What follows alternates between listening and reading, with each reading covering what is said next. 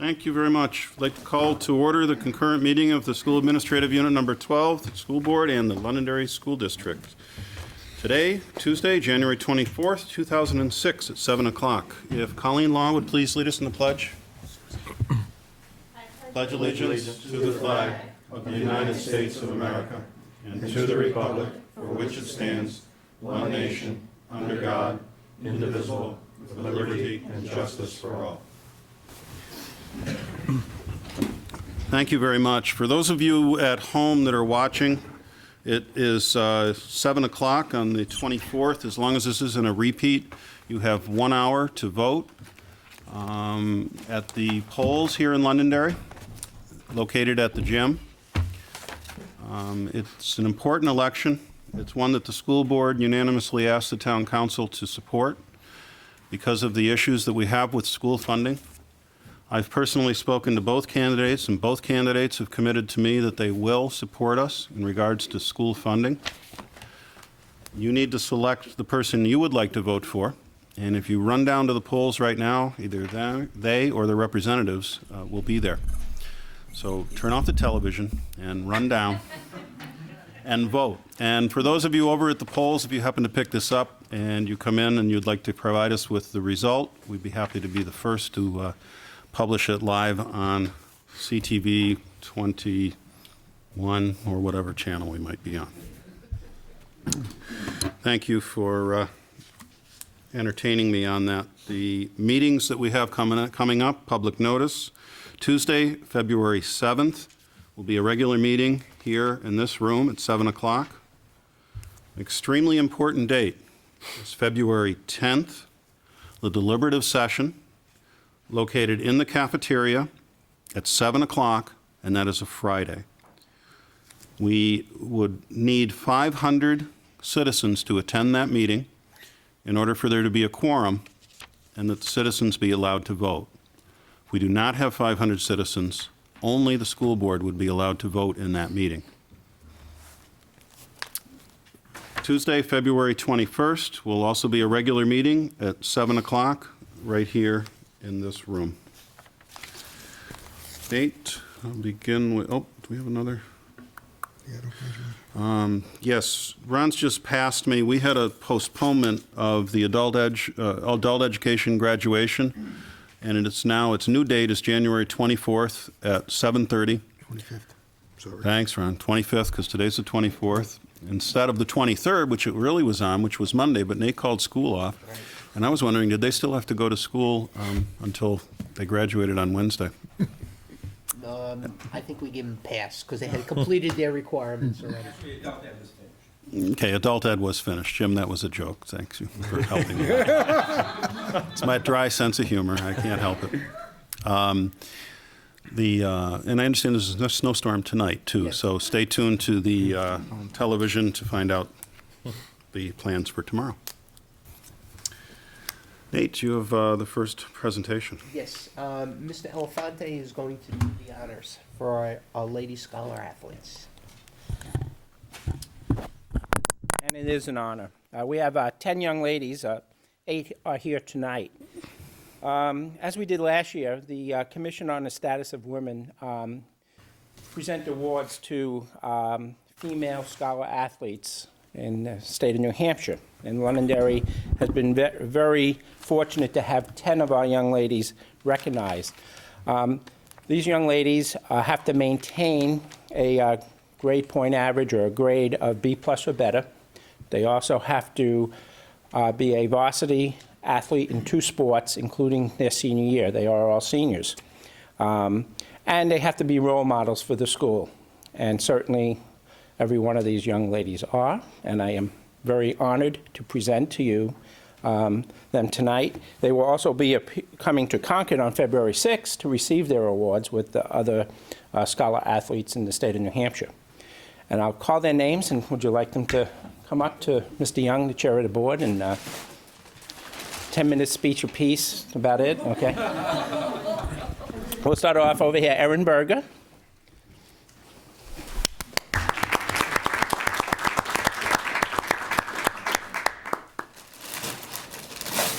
First ones you have to wait for. Yep. If anybody has a color preference, let me know.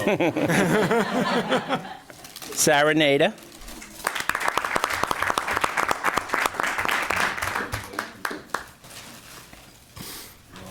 Amanda Fisher.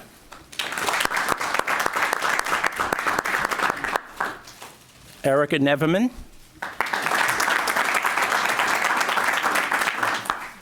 So far. Colleen Law. So far, you're doing well, huh?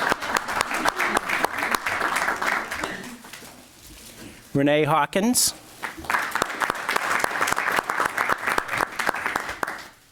Alexandria Hayes. Amanda Cornelison.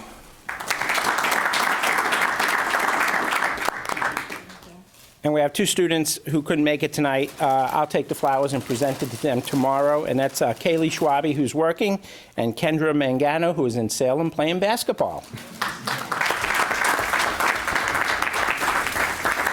Jim, Yep. thank you. Thank you, Mr. for Mayor. bringing them.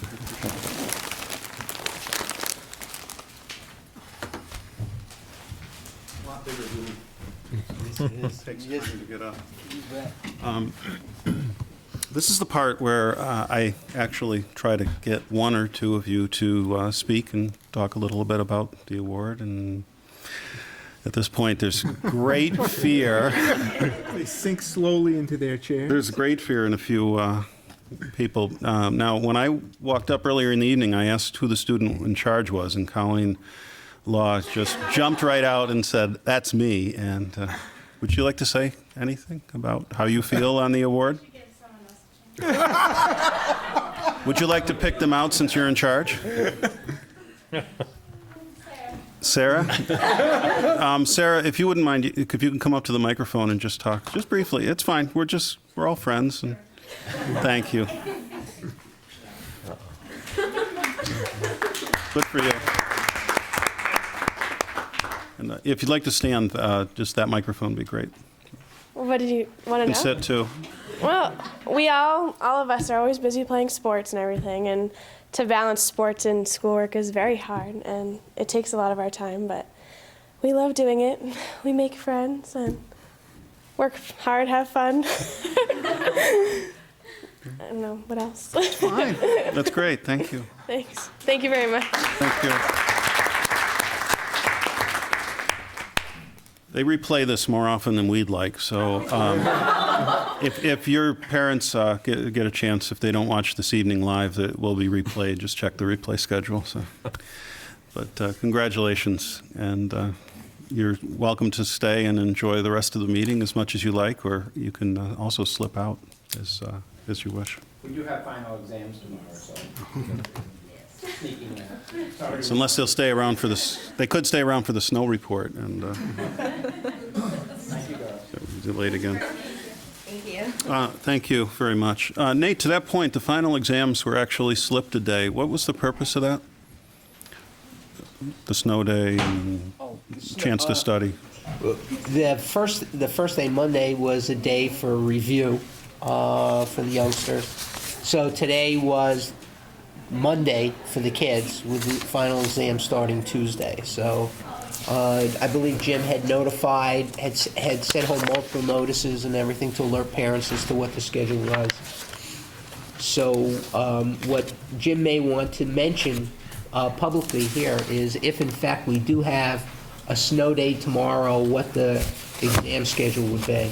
Jim, while you were out of the room, I asked the question on the reason why we slipped the exams because of the snow day. Yeah, actually, before I was principal, it happened once before where there was a snow day the day before exams, and there was a lot of confusion on whether or not there was exams or were not exams on that next day, and mainly because in preparation for exams, teachers do a lot of study days and prepare the number of study days, including the last day, which is before the exams, as a major study guide day to prepare the students.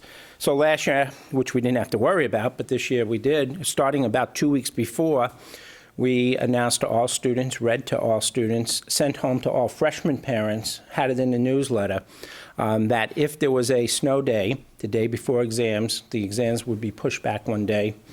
If there was a delay opening, we can still do exams because we just start 90 minutes later and then 90 minutes later. So right now, exams officially would start tomorrow. There was, I would say there was minimal confusion today, which is pretty good. Most of the kids knew that there was no exams. The only parent that called me to ask if there was exams was Mr. Zakili. So obviously, he's the only one who didn't read the memo. So tomorrow is exams A and B, and then C and D the next day, and then E and F, and then Monday will be the last 2 periods. If we have a snow day, everything just pushes back 1 day sequentially. If there are delay openings, we have exams on schedule, just 90 minutes different. And everybody should be clear on this, because we've made, even Mr. Zakili, because we've certainly announced it many times. Send it out by email? Yeah, Excuse that's me? what I was thinking. Did you send it out by email? Yeah, that's okay.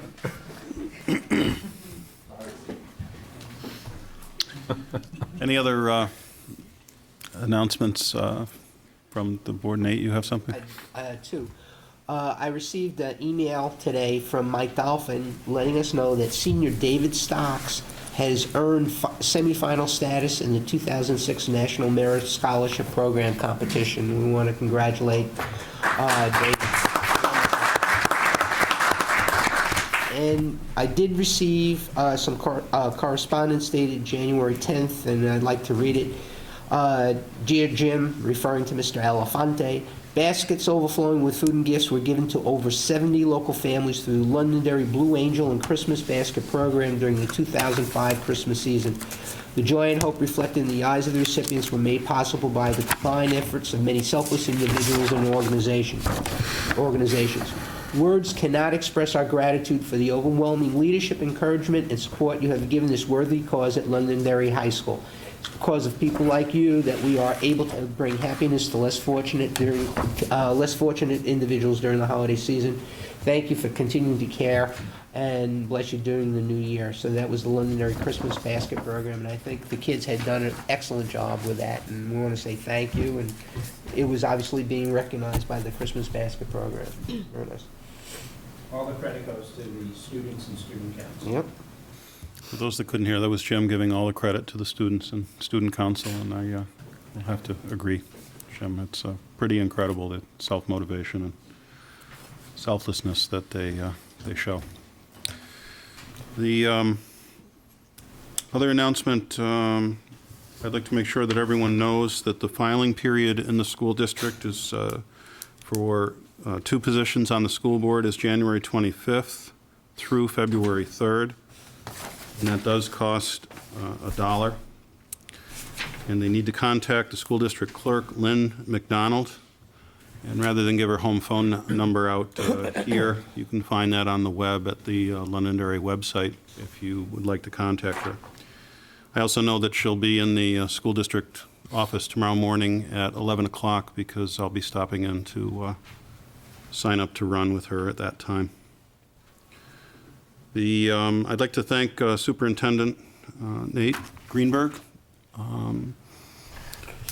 Jason Parent, and I believe Mike Dolphin Yes, went sir. to Concord today and testified to the Senate on a bill in place to increase the age from 16 to 18 for mandatory high school attendance. I don't think we have that on the agenda at any point. Would you like to address that at all, Nate? Sure. Presently, the Senate has a bill before it looking to increase the dropout age from 16 to 18. Mike, Jason, and I had an opportunity to testify in front of the Senate subcommittee that is looking at the bill. We mentioned and said that we believe that the goals that are set forth in the bill are very laudable. However, we have concerns that the infrastructure and the capacity within the state is not set up at this point to address the issues that this particular piece of legislation would attempt to address. That we felt it was critically important that before the bill was passed, that there be a commitment to develop those infrastructures and capacities to address the issues. A couple of things that we had mentioned. We had concerns that, for instance, in looking at alternative programs, there are no longer any Job Corps vacancies in the state of New Hampshire, that we felt that there was a significant deficit in the number of beds and treatments for youngsters that are having substance abuse and alcohol problems, and that's an issue that really should be addressed. We felt that having the state look at best practices, making some decisions as to what in fact those best practices are, how they could be implemented in districts across the state, and then providing funding and support to allow that to transpire and provide additional opportunities for kids prior to them dropping out, or putting in prevention programs and recapturing programs, many similar to the ones that we have in our district, that was of significant import. And just, in essence, passing a bill that says you cannot drop out before you're 18, and we're going to develop a prescription, and here are the things that you're going to be looking at: internships, apprenticeships, a variety of other programs. Our feeling was that unless the capacity is developed in the state to actually do that, and unless the state is willing to step up and fund some of that, at very minimum, that we would be setting ourselves up for failure. And we didn't think it was appropriate at this point. Again, we stressed the idea of reducing the dropout rate is something that this board has addressed over the last 4 or 5 years. We've put a number of programs in place, which I think have had a significant impact on our students. But we also said that even in a district like ours, where we have, and if you count them up, about 40 different things that we've been doing, everything from summer school to the adult ed program, that we still have an annual dropout rate of about 2.2, which is one of the lowest in the state. But that's 32, 36 kids that still have to be addressed, and that we are coming up against it and finding services and opportunities to give these kids. So, they talk about internships. Well, I believe we've got 41 kids, is it, Mike? We have 41 kids that are on internships. So another way in which they can get it. And part of our argument was that in order to do those kinds of things, you need staff and personnel. Well, naturally, we got the pushback. Well, you get money. You don't need any more money. Well, I would submit to you that if we have an individual that's monitoring 41 internships and we were to add another 30, there would be a cost associated with it, and just in personnel. And so that was, I think, the gist of our argument. Would you say that's pretty accurate, Mike? And Mike and Jason did an excellent job, because unlike me, they brought it right back down to individual kids and programs, and stressed the point. We did get asked a couple of questions, and so I think we held our own. It was interesting. And we'll see how this continues to play out. And we got calls from some of the radio stations and newspapers, so I'm sure there'll be some articles in the paper. And this bill is going to win its way through the Senate and the House, and we'll see how things transpire. But, I mean, the goals are laudable, but I think the first process is developing the infrastructure and the capacity to do it. And I think one of the examples we used was this. When we present a new program to the school board, we say, here are the issues that we want to address. Here are the things that we think we're doing well. Here are the areas where we think there's a need for growth. This is what we think we need in the way of supplies, materials, staff. This is what the initial cost is going to be, and this is what we think the ongoing cost would be. And we said, we think the state ought to do the same thing. Yeah, so that's where we are. So it was kind of fun. Thank you again, Nate. It's amazing to me that Londonderry continues to be in a leadership position, and particularly on this, an early implementer, well before this became a nonpartisan issue where everyone was getting together and holding hands and singing songs. Londonderry came out and did something and put programs in place that really make a difference for these young adults that really don't have other opportunities. And we're even pushing the summer school education down into our elementary schools now. So we'd like to capture them and weave a tight net well before they reach that age of 16, 17, or 18. So I appreciate your efforts on it. The governor issued a press release today. You can go to the nh.gov site and find that at his location that talks about some of the issues. And in fact, they are very valid issues. And I believe that, I know that I agree with many of the things that he said. I just don't agree that it should be a mandatory age. But the things that Jason and the other staff members have put in place here in the district. I wrote a short letter to him today and offered him our assistance should he be inclined to take that. And Nate indicated we'd be happy to go over the things that we've done. So best practices, as you said. Other announcements? Huh? Yeah, I guess as I sit here and get in old age, I was reading the paper and there was a letter to the editor I think I'd like to talk about, and it talks about North School's construction. And I want to go back in a little bit of the history on North School's construction and the work that we're talking about on South School. First of all, when we set up the project, we had set it up to be worked next year, not this year. And because of the emergency situation up there with the classroom and the ceilings and the walls in there, the board felt it was necessary to move that project forward a year. When we moved the project forward a year, we did not have the time to spend the architect engineer fees early. We did it all together in one bunch to get the work done. One of the things that happens if you don't have the architect and engineer fees prints done already, we go out for a project. We use construction management. We don't use a contractor on our jobs. Construction management, we use a guaranteed maximum price. We go out before the job is done. He goes out to bidders and he gets prices back. He brings the prices there and tells the district that this project will cost Londonderry taxpayers no more than $5.5 million. And that was the North School number. However, as the drawings get done and as we go out for final bid, we go out to many more bidders here and we get a better price on that. In this case, we hit a good time where the prices of construction was coming down somewhat. We got some really good prices and we were able to save some money on the project. And that was one of the issues I want to address, that the article said that we kind of overbid or we inflated the price of that project. No, that was the guaranteed maximum price of that project, and that's how we did it. Second part about this is that they spoke about us not participating in the CIP plan. I am a member of the CIP, and we have the South School project out in 2009, FY 2009, and that's where this board intends to keep that project.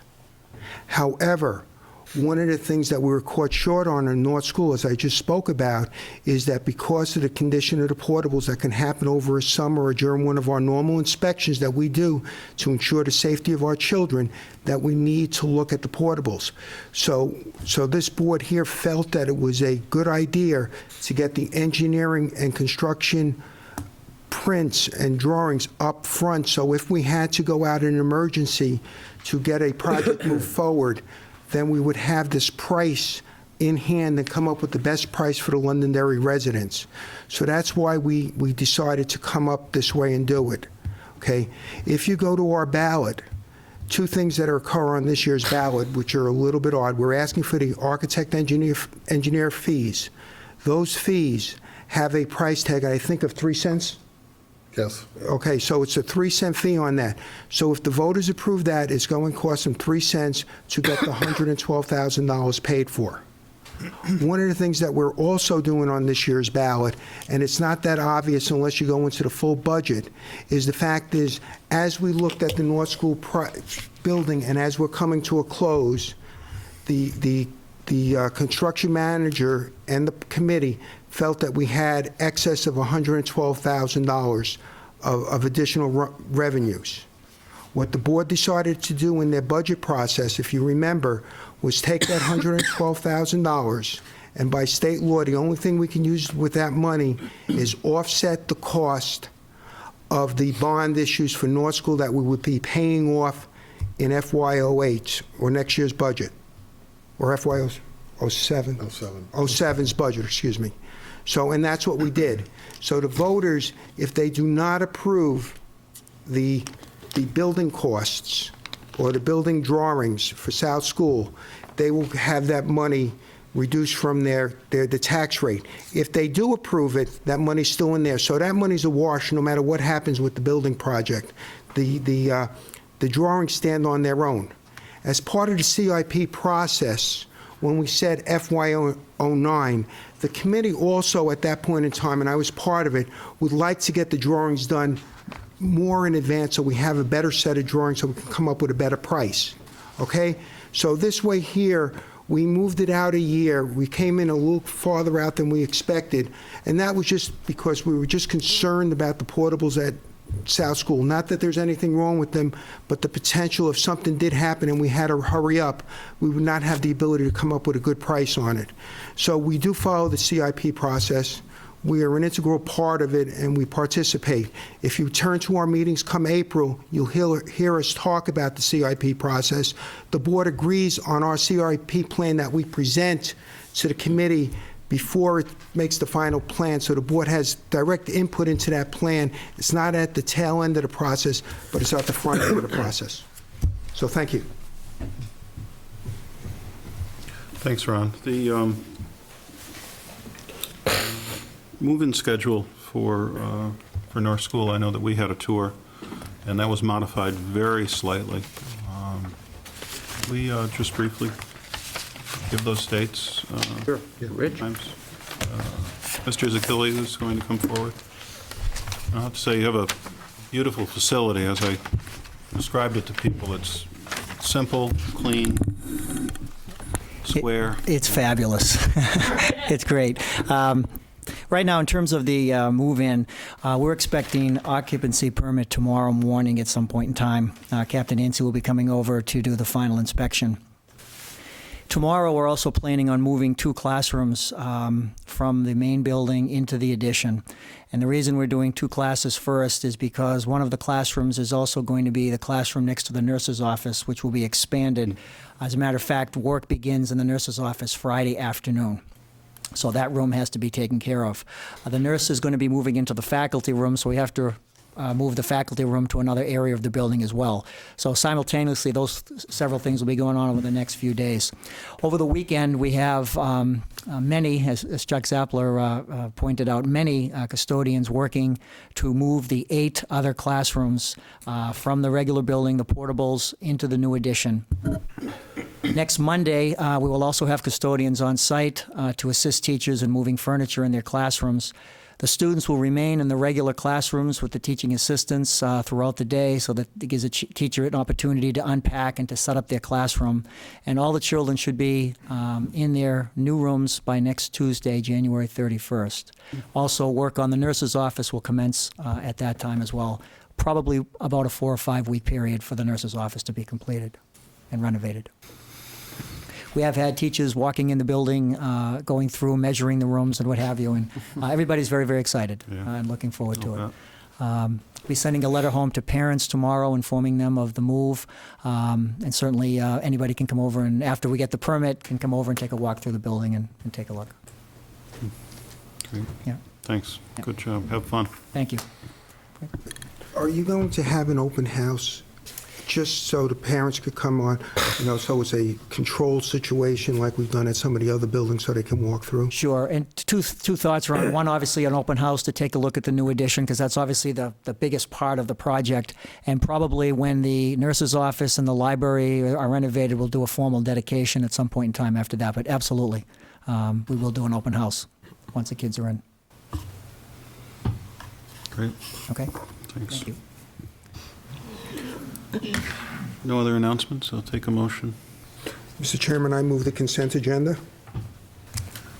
Second. First and second, all those in favor? Aye. Aye. Opposed? 5-0. We'll move on to the committee reports. Before we do, I'd just like to thank Mary Source, because the minutes that you've provided have been very complete, and the last meeting that we had in this room was rather lively. And I appreciate you keeping up with us in that meeting. Whitney. As Mr. Elefante already explained, exams are going to be starting tomorrow and we'll be finishing on Monday. I didn't notice anybody confused. Yes, hopefully. He just crossed his fingers. I didn't notice any confusion. I mean, he said a couple people were, but I did not notice anyone confused about the exams. I think the faculty was very clear about what was to happen if a snow day did occur. As for news from the Student Council, the semi-formal is this Saturday night. We had an executive board meeting after school today and finalized our plans. Everything's coming together very nicely. We sold tickets last week, and there was what we could call an organized mob in the hallway trying to buy tickets. It was quite fun trying to keep that organized. But there are, I think, around 650 students attending, which is a little more than what we had originally planned, but we think we can do it. We're very excited about it. The theme is the Red Carpet Affair, as I told you at the last meeting. And I think that's all about semi-formal. The next early release day is on Wednesday, February 1st, after we come back. For old news, the Drama Club put on the Play State Fair this past Friday and Saturday at Matthew Thornton. I wasn't able to attend, but I heard it went very well. And last, I have a copy of the school newspaper, the Lancer Spirit. Now, before I give it to you, I'm going to apologize in advance for any typos. The newspaper, the editors told me to tell you this, that they lost almost half of the newspaper 2 days before it went into print. It was just deleted. Everything was gone, and they had to redo everything in like a day. So if there's typos or any mistakes, we're very sorry. But I have copies of that, and there's sports news and students' opinions and all kinds of neat stuff in here. So I'll pass these down. I don't know how many you need, and that's it. Thanks, Peter. The record should note that the press in the room all shrugged their shoulders when they heard that. It's like, I think it happens a little bit. Great, thank you, Whitney. Barbara's absent this evening, so we'll move on, and I'm going to start on the left tonight. So if Dan doesn't mind, I'll just No. because George gave me a hard time at the last regular meeting that he always has to go first. Is that good or bad, George? We'll see. I went to the Moose Hill PTA meeting the other evening, and a very active group, but presentation was done down there on allergies.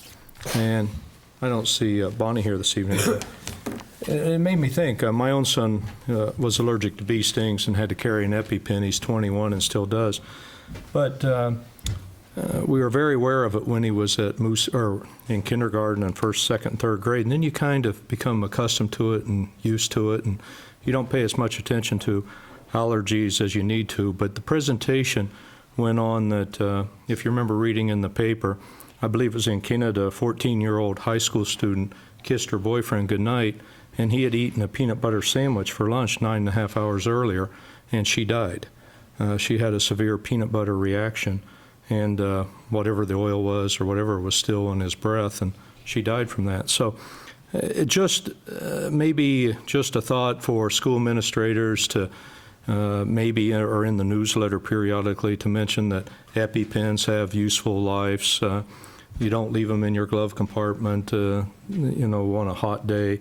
Just a number of things, because I'm just using my own personal experiences, and I remember I don't want to say blasé, but basically that's what we became at it.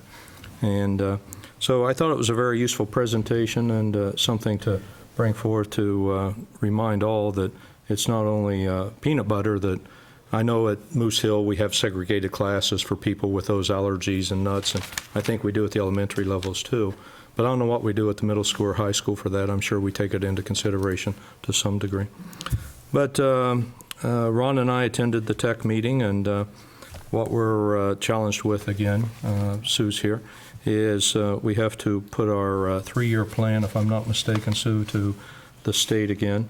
And I think we're already halfway through. We wrote such a good plan last time, and I told you the state, we should have charged a mission. I think the state used it as a model and provided it to other communities as a template, so to speak, did they not, Sue?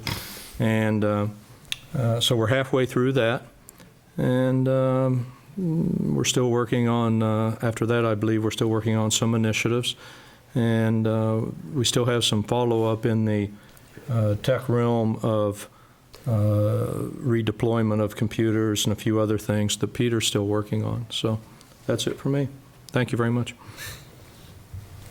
The building committee has met since we've met, and basically we're just overseeing the movement of the building. And you just heard Zach talk about that it's progressing, and by the February 1st we should have all the children in there, and that's exciting. And the portables will be closed down, and most of the portables will be closed down. There'll be no children in them. They'll be used for some storage as we move people around. So that's very exciting. Remembering that the first set of portables went in 1989. And it'll be nice to see them leave. So, and then the C3 committee had a meeting. Paul can talk about it, and then Mark has got a much more detailed discussion on that later on in this meeting. Thanks, Ron. Paul? Since we're going out of order, would you like to go next, Steve? Ooh, nice move. Actually, Chair's prerogative is to go next. That way, the town council meetings will be in order. George was kind enough to attend last night's town council meeting for me. Although the junkie that I am, I still watched it until 10:30 or so. The town council meeting on the 9th, a couple of issues to report on that. The announcement at the beginning Tom made on the bone marrow find that was made for our elementary school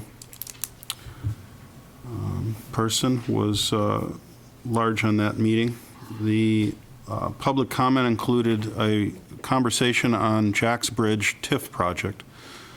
TIF project is a tax incentive financing program, and the Jack's Bridge is located around exit 5.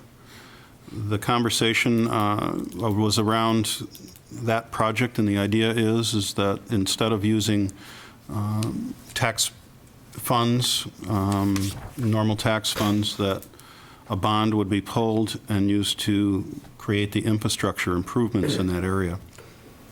One of the items that happens when you do that is there is a fee in lieu of taxes issue that occurs, so that the town does not necessarily receive all of the fees it normally would in taxes to fund items such as the school system. The concept is that by building up the infrastructure and getting a commercial or industrial area into the town, future revenues from that will help to offset the tax costs that occur. One of the items that's in this project is a number of homes, approximately 80 homes. And in that meeting, I spoke against that particular issue and felt that we shouldn't be looking at homes which bring in students as a TIF project. The person reviewing the project talked about the fact that there would be a sidewalk so that the students could get easily between North School and the homes. And I think that that's important that we take a very close look at that. And Andre's been in contact at my request with Superintendent Greenberg, and I understand that we'll be reviewing that at the next school board meeting. We had a review with Andre about a year and a half ago where he talked to us about TIF projects, but there was really nothing that we could put our finger on of firm nature, and this will give us something to talk about, and I expect the discussion to be spirited, and particularly looking at TIFs with homes. The other item at that meeting was the town meeting survey. which was actually a survey to find out if we would be interested in an auditorium. That was pulled so that there won't be a survey at the polls. But as this board well knows, that was replaced by a citizen's petition on the school site, which we discussed for an hour and 50 minutes the other night, so we won't start back into that on the auditorium, and there'll be more discussions on that next month. I also attended the morning meeting of the Matthew Thornton PTA, and I actually enjoy the morning meetings. It's a chance to get some coffee without having to pay for it. So, thank you. So how'd I do, Paul? Very nice. Good. Very nice. You're next. Okay. All right, I attended the high school PTSA meeting and the curriculum committee meeting with Ron. High school PTA, Jim reported that, again, Student Council and Honor Society did a great job raising a couple $1,000s for warm homes. And a canned food drive, I guess, for St. Jude's was a very big success, and they were astonished, St. Jude's, by what the students were able to accumulate for that. So that was great news. Reflections is being held at the middle school Saturday, 28th, from 4 to 6. There will be an oldies dance to provide raise scholarship money for the PTSA. That will be February 11th. That's a Saturday at 7 o'clock. As far as I recall, that's always sold out. They can only handle about 150 people. I think it's in the Lions Hall. So you want to get your ticket for that soon. Pick up your bobby socks and have a good time for that. And it was announced that we received 10 applications for teacher grants. The PTSA, a month or so back, voted to appropriate, I think, $3,000 for teacher grants and allow teachers to request, put together ideas for ways that they could use the money to help them teach their courses, classrooms with certain kinds of equipment or furniture or what have you. And we got 10 applications, which we're happy about, and those will be assessed in the, I believe, in the next month or two. As far as the C3 is concerned, Mark did a demo for us on a couple of the interactive tools we use, the Interactive Results Manager and the Dibbles. The Dibbles allows us to track performance in literacy in I believe it's grade levels K through 2, Mark?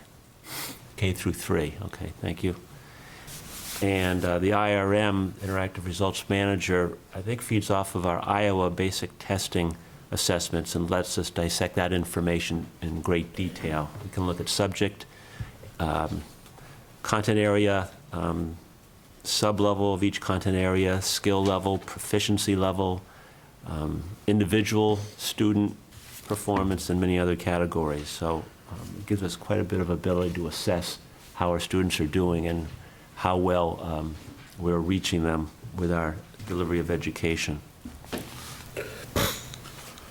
Mark also walked us through a first draft of a white paper on the importance of literacy to the school district. And it was a first draft, but it looked very well fleshed out so far.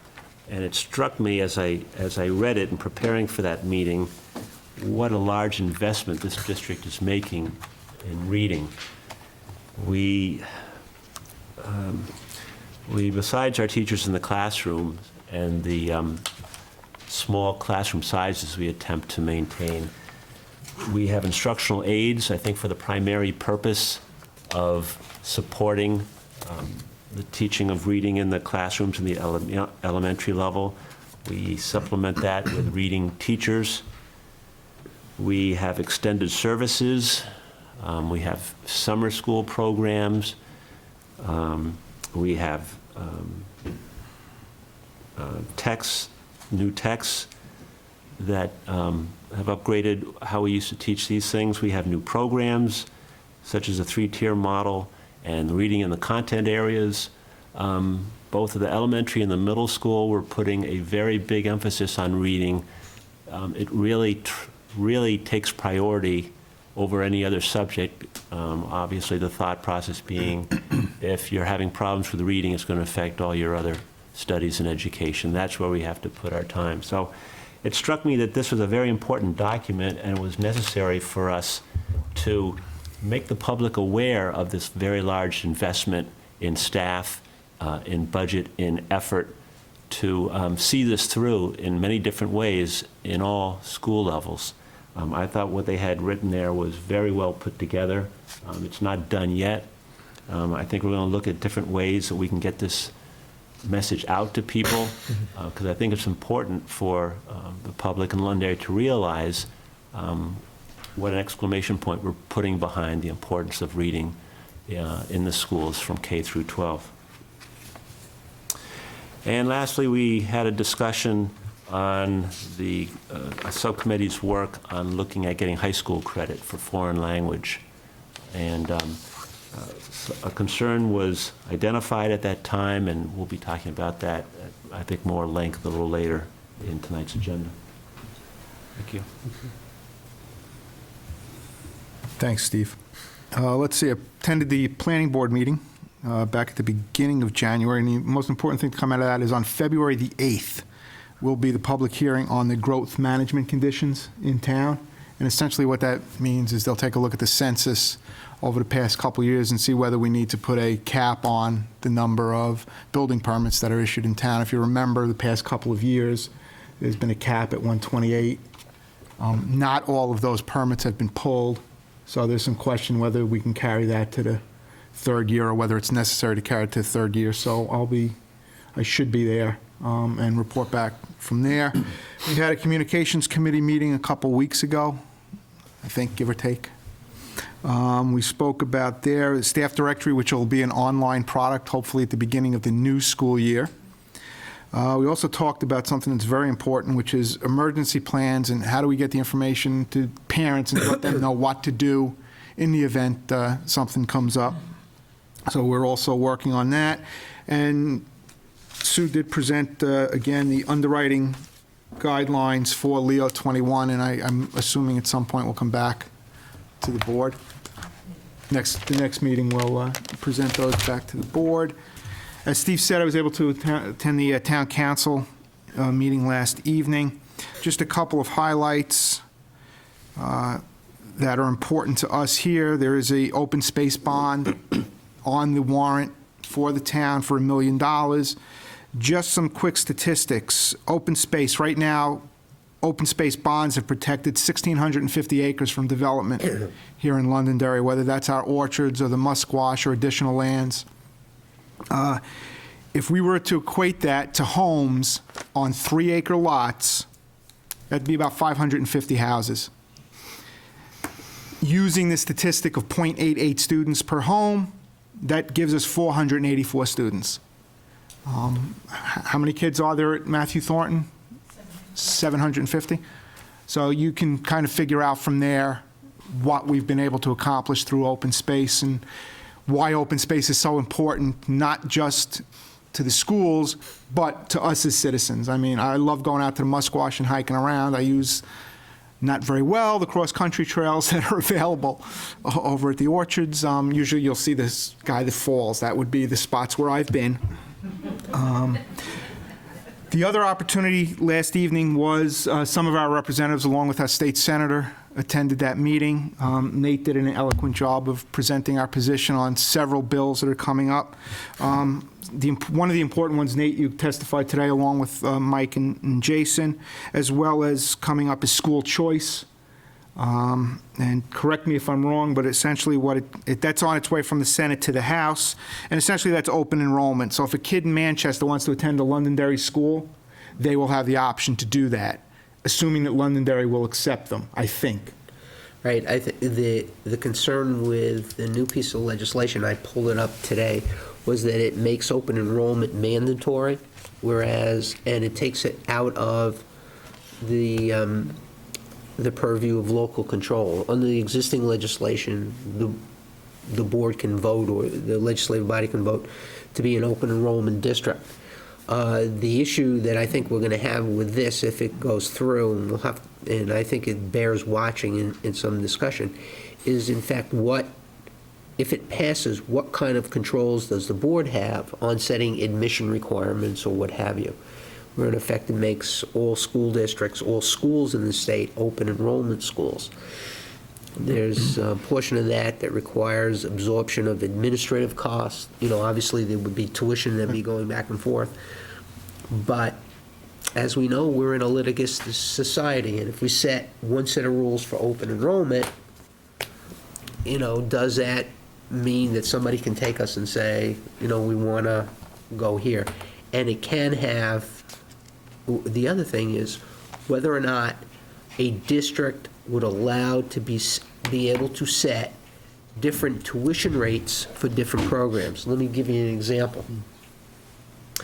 If someone was living in town X and elected under the open enrollment to come to Londonderry, and their child, let's say, qualified for the new autism program that we're putting in place, would we then be able to charge the tuition for that program, or does it become tuition on the elementary level? Because there's a significant difference in cost.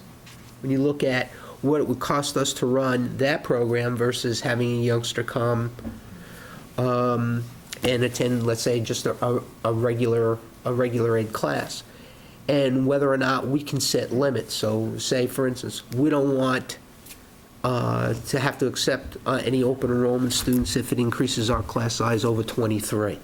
So those are things that are not clear as I see it, and it does mandate all schools to be open enrollment schools. And I think there's a lot of discussion that has to take place on that as we move ahead. No doubt about it.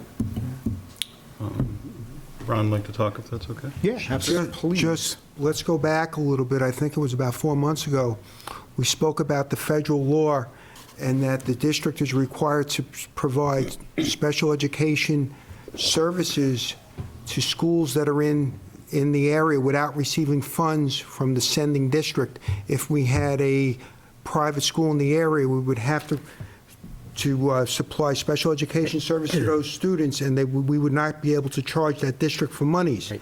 So I assume if you just carry this forward logically, anyone that comes into Londonderry, it would be the elementary price that you pay, because this federal law says you can't charge them for the special education services because they're giving you IDEA money. So there can be a significant cost to the residents if you have a reasonable program in your town for special education. Yeah, the proposed law fascinates me. These are approximate figures, but what about in Manchester, you used that as an example, where they receive $7,000 per student in state educational aid, and in our district, approximately $2,500 per student. Right. Does that mean we get their state education aid, or? And it could act in the reverse also. Yeah, it would be intertwined. So, for instance, if Manchester's cost per student was $9,000 and our cost per student is $81, we'd have to charge the $81 to Manchester as opposed to their $91. We couldn't pay what they were getting. But then again, it goes back to the basic inequity of the funding formula that we're talking about. Whereas they may get $3,600, $3,700, $3,800 a student versus us getting $2,100. So you've got that inequity in the state funding in what we're getting for each student. So it's going to be very interesting to see how this transpires. And then, so it'll be interesting to see how it wends its way through. But it was very interesting. It was just taken right out. Bam. George? Thank you. Thank you, Nate. You're welcome. A couple of the other items that Nate had also mentioned would be House Bill 1601, which deals with catastrophic aid. Of course, our favorite, adequate funding. If you want to find out more about that, we can go to nhcafe.org. Also, Senator Clegg had mentioned there's a House bill for using the use of education funds for education. We all saw the articles in the newspapers when Manchester got a windfall, and what were they going to do with the extra money, because they were already had their budget, they were going to buy salt, et cetera. So there's a House bill out there trying to put a stop to that kind of thing. One other thing that was mentioned is that the potential for teachers to look to retire, which we knew about, over the next couple of years, because there is no guarantee of health benefits after, I want to say this said December 2008. Yes. Okay. So, that just, last night was pretty enlightening for me, because it just drove home the fact of why we need to have that special election that we're having out there today. We need full representation when all of these bills come up, so that our representatives know how Londonderry feels. And Nate, you've done a great job ensuring that they do, and I appreciate that. Thank you. I was approached also by the founder of the Warm Homes organization to pass along thanks to the school district. Up to this point, Warm Homes has garnered $17,000. They've been able to help 25 families here in town. They would especially like to thank the high school students for their support, as well as all the schools. And the National Honor Society made a donation of $1,000 to Warm Homes. So we thank you very much on behalf of the founder of Warm Homes, and we all know that that's Kathy Wagner. What else? Operating budget was discussed last evening. The operating budget that will go on the warrant is $24,173,404. And if you're interested, I think the town has that warrant, or at least a draft of it, up on their website. So all the information is 13 articles out there. We talked about open space, the South Fire Station, and site work for the North Fire Station. That was the brunt of the meeting last night that ended, I want to say, somewhere around 11:15, give or take. So it was interesting. And that is all I have, sir. Thank you, George, and thank you for going last night for me. I appreciate it. No problem. George mentioned NH Cafe, nhcafe.org. Actually, last night I was surprised as I listened. There wasn't discussion of school funding bills, which is okay because there are other bills up at the House, including some odd ones. But the school funding bills, there are 3 of them at the site. One of them is the finance bill, House Bill 100, and that's in Senate Finance Committee right now. If you read through that bill, you can see in there interweaved quite a few different funding issues. There are 3 other bills, 2 of which were introduced by Mike Aslin as one of the members. I had communications with Mike today. I posted links to those bills at the site, and he will be writing his opinions on those bills that he's submitted. And there was another individual that submitted a bill that George has mentioned there. So if you'd like more information, you can go to nhcafe.org. And with that, the polls close in 3 minutes. So chances are, if you're watching this, you won't have a chance to get down to vote in the special election. And if anyone does stop over and wants to drop in and let us know the count, we'd be happy to broadcast that for you. Nate? Yes, sir. Mark?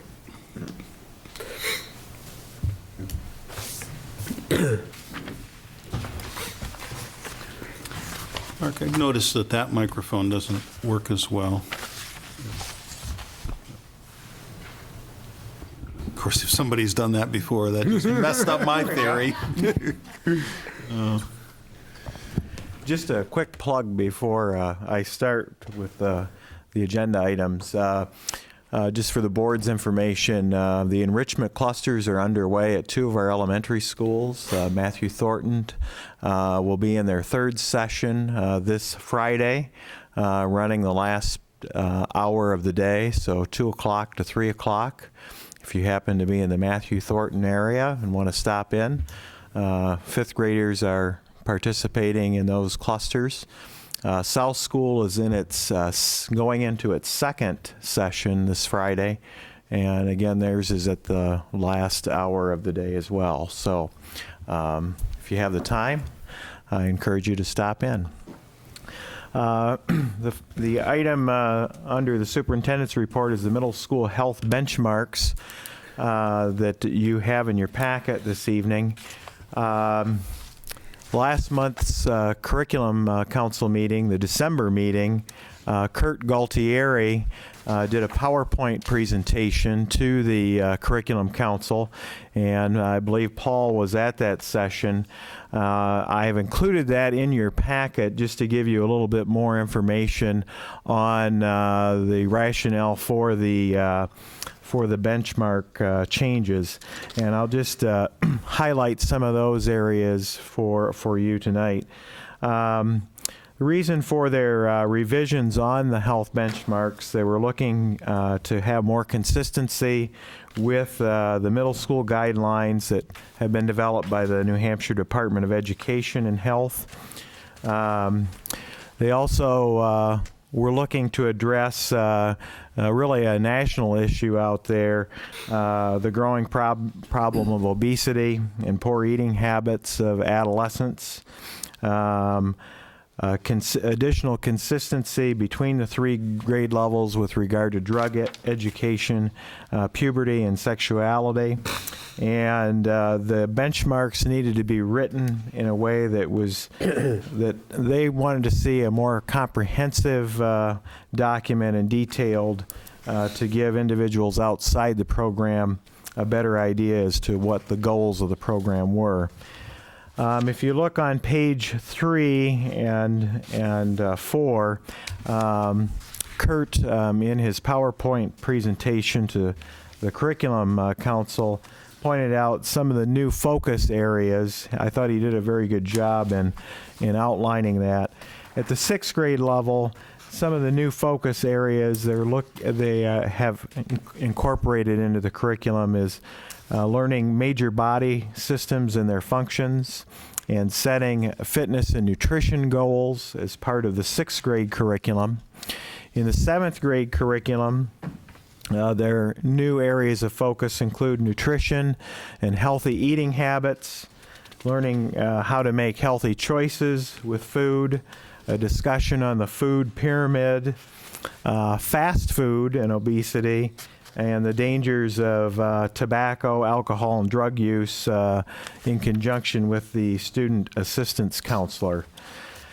At the 8th grade level, the new focus areas including a more in-depth conversation on the prevention of pregnancy, and as well as using outside resources such as the student assistant counselor and the special curriculum teacher in some of the curriculum areas at the 8th grade. Beyond that are the benchmarks themselves, and those are outlined by grade level, the last 3 pages of the document. And at this time, I would be happy to entertain any questions you might have. Questions from the board?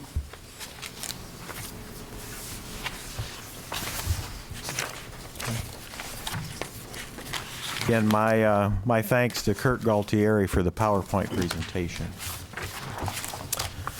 The second item on the superintendent's report is the C3 report that, again, is provided in your packet.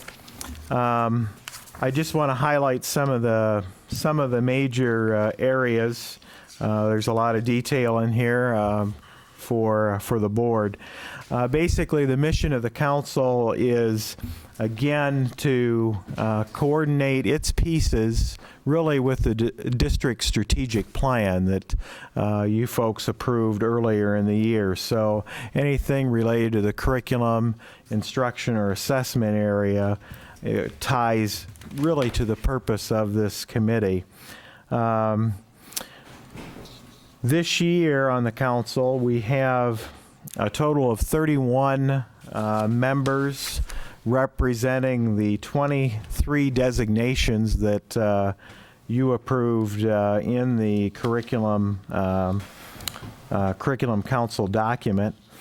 All of the areas are represented this year, and I do have a couple of areas that are still open. The applied arts area, middle school math, although they have been involved in some subcommittee areas, middle school science, middle school and high school social studies and special curriculum. I do have attached to this document tonight the full membership roster for the board members in your packet.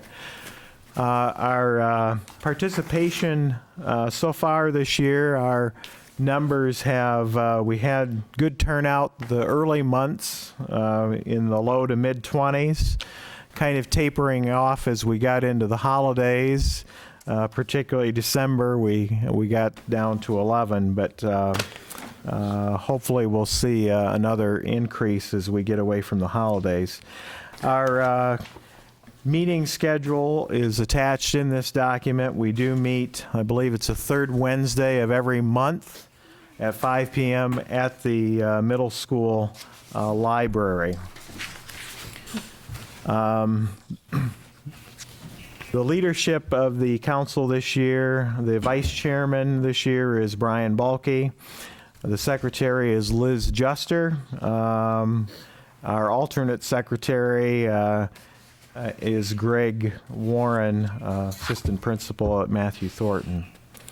Some of the summary of our activities and discussions this year so far. I'll just highlight a couple of the major areas.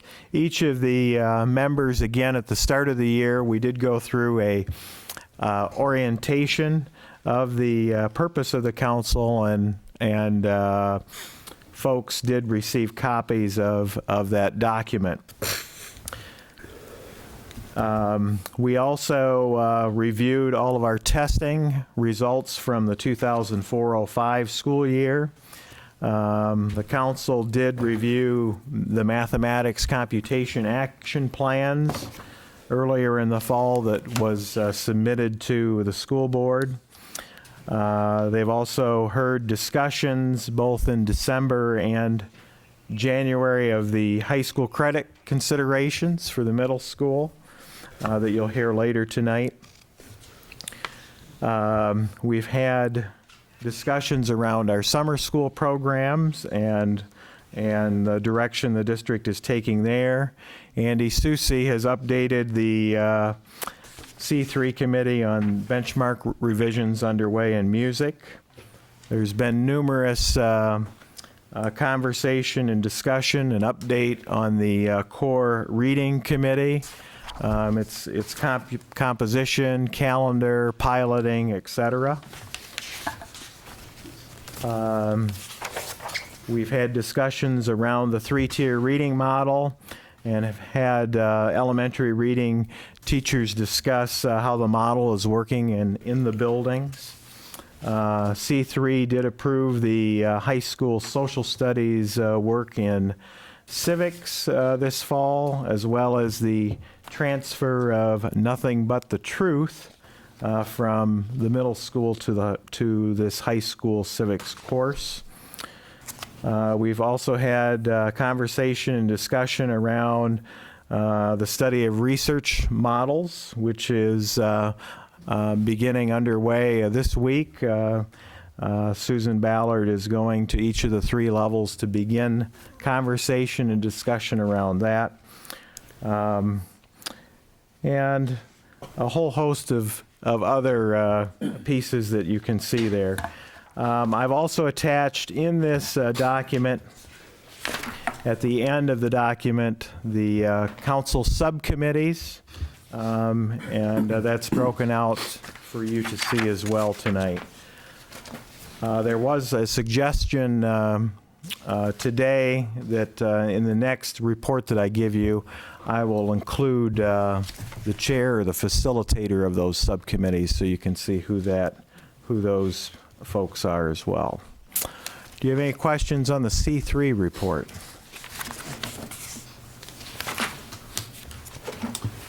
Paul? I just want to say thank you, Mark. I think this is, they've made a lot of progress. This has been an effective way to organize and marshal our forces and have members of the committees focus on these areas in our long-range 7-year plan across the content areas. The discussions have been, I think, valuable, a lot of good give and take, a lot of, we've made some changes as a result of those things, so I think we're making a lot of good progress with this C3 committee. Thank you. Ron? One of the things I was looking at the membership, and I'm going to ask the elementary principals, we don't have a parent from the elementary schools on this committee. And I would think with the PTAs, we should be able to find at least one parent for this committee. I was wondering if you guys can take an action to see if you can find someone. And also, Jim, at the high school, there's no one from the high school there. I was wondering if you could take an action with the PTA and see if we can get someone on there. We should have parent representative on these committees. Thank you, Andy. I see there's a parent from the middle school there. Don't let Zach be a parent. He doesn't get the message.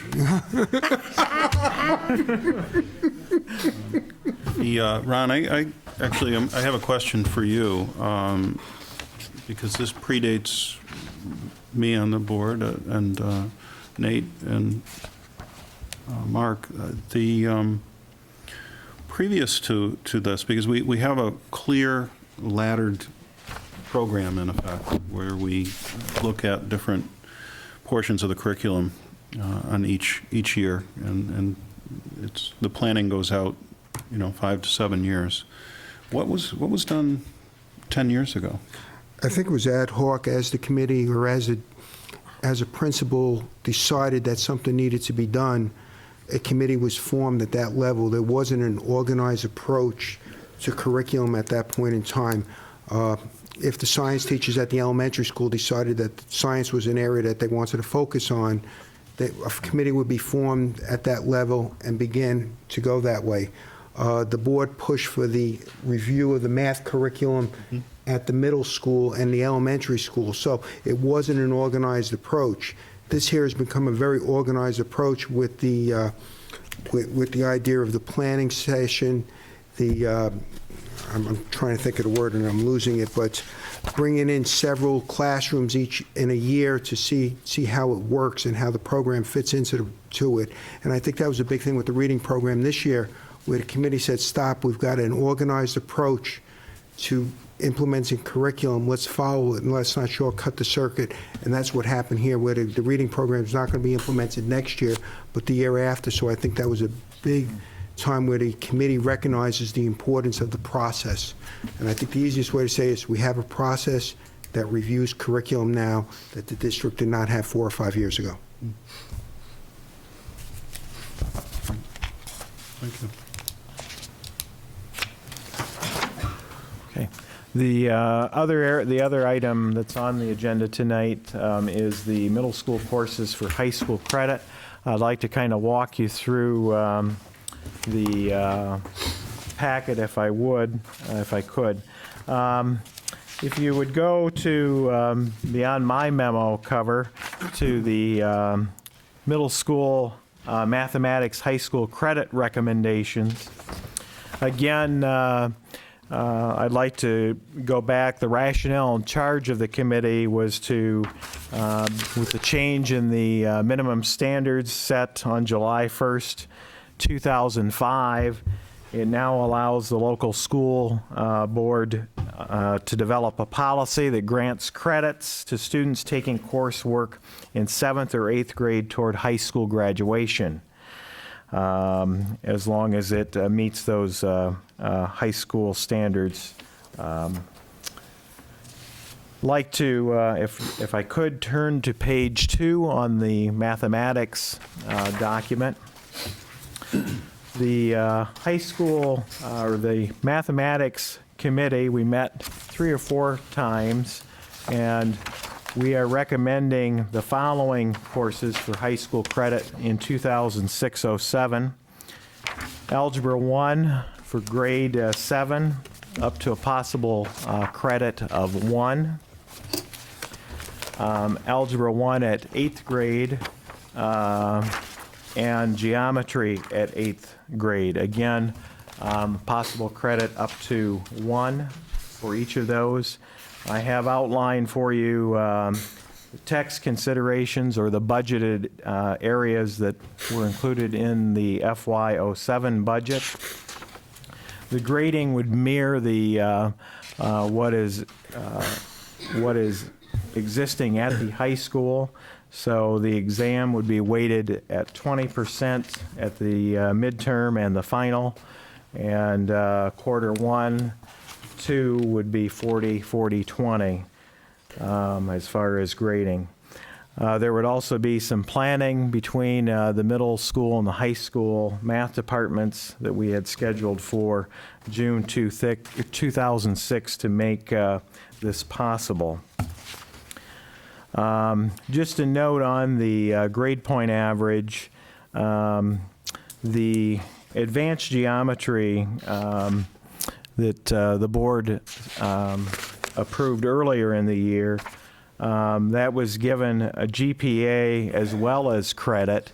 These courses, the committee is recommending no GPA, and if you take a look at the top of page 3, the committee's recommendation was because a majority of these students will be taking honors level courses at the high school, that by including grade point average in these advanced courses at LMS would place them at a disadvantage at the high school in class rank. Thus, the committee does not recommend grade point average to be considered for courses not taken at the high school. At your table tonight, I did include a mathematics flow chart on with these changes in mind, what kind of areas that students could flow as far as mathematics sequencing. And I'd like to have Cindy Freiberger take a moment just to walk the board through that flow chart.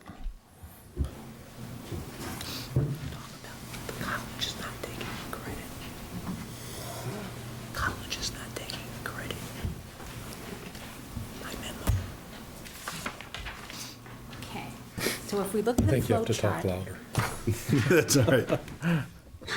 flow chart, if we go over to the very left-hand side, and we see the grade 6 AP Mathematics CMP, those students have the possibility, they have the potential of following along in this sequence, and they'd go to grade 7 at LMS. Now, if you notice that the oval-shaped courses that are found in oval shape, those are ones that would be presented at the middle school. Those in the rectangles are the courses that are being presented at the high school. So those students go to 7th grade, Algebra 1, high school credit. Again, as Mark said, no GPA. Depending upon their performance in that class, they have 2 opportunities here. They could go to grade 8, which we have students that are coming up right now to LHS, and they'd go into advanced geometry. From there, as a 9th grader, they can go to Algebra 2 Trig. 10th grader, they go to Honors Pre-Calculus, and as an 11th grader, they go to AP Calculus.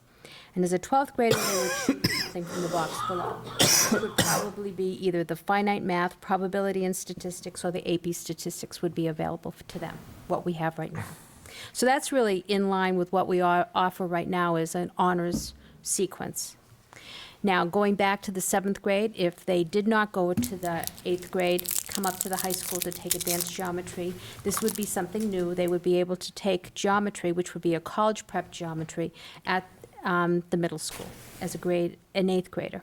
Depending upon their performance and the recommendations from that class, they could either, when they come up to the high school as a 9th grader, they could take the Algebra 2 Trig, which is in the honors sequence, or they could go along with the college prep sequence and take Algebra 2 as a 9th grader, as a 10th grader take our pre-calculus class, and then as an 11th and 12th grader, again, choose from what we have right here, from the menu. Another set of flow would be as a grade 6, they're in high CMP. From there, as a 7th grader, they can go to pre-algebra. From pre-algebra, they'd go as an 8th grader to Algebra 1. Again, that would be a class that would be offering high school credit.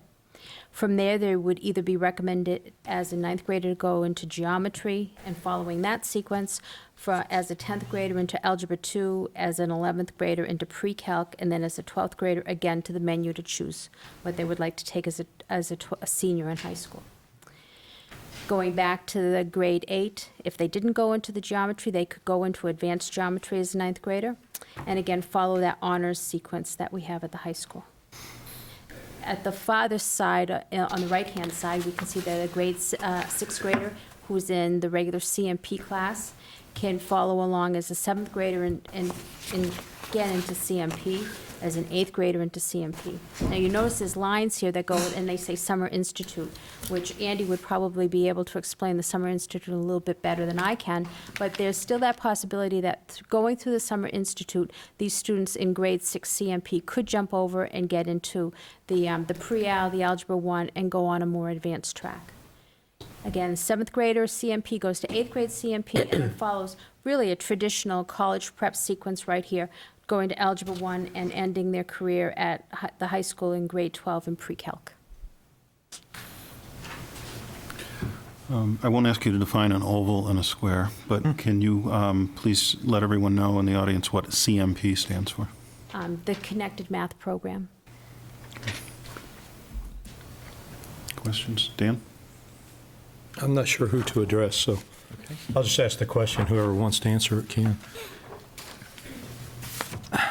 I've long been a proponent on the way we currently recommend children to direct them to which program to take in the 6th grade. How are we going to do that now? How do we define who's going to be in the AP Math, the high CMP, or the CMP? Are we going to, oh, Andy wants to.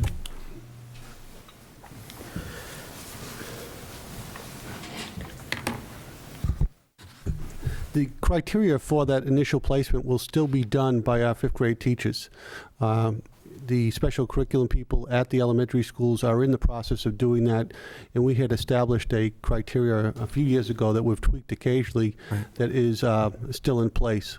So we're not going to change that criteria? No, that criteria will stay the same. Okay. And what we've done with the Summer Institute is just make more avenues for children who were on that border so that they can have movement into those honors programs.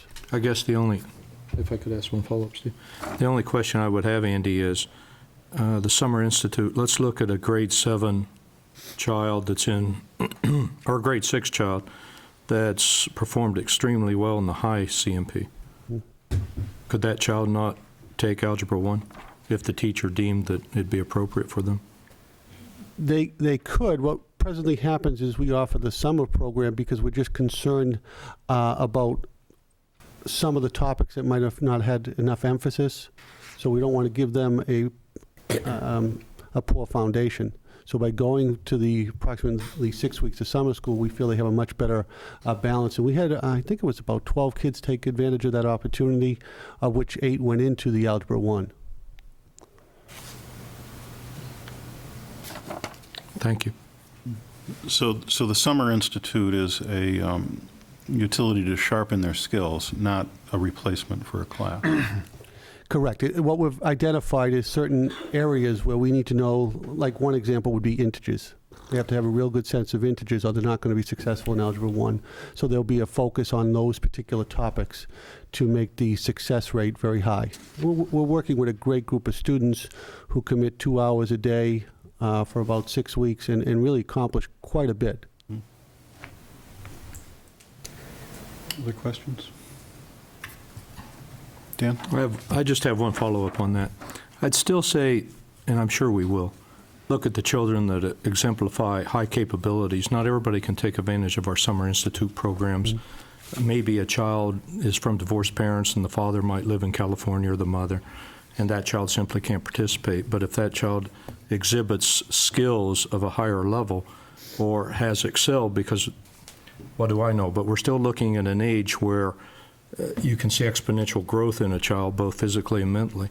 I would assume we still give that child some credence in placement the subsequent year if they exhibit skill sets that, even though they don't take our Summer Institute program, and I'd still like to challenge those children if they want to be, or if their parents want to place them in. We have students this year who, after the first quarter, teachers have recommended that we look at moving them. Fair enough. We make that move, and then we provide academic support over a period of time. Okay. Either some parents can do it themselves, other times they need to come to school before or after school. So we do open up all the avenues. Okay. Thank you.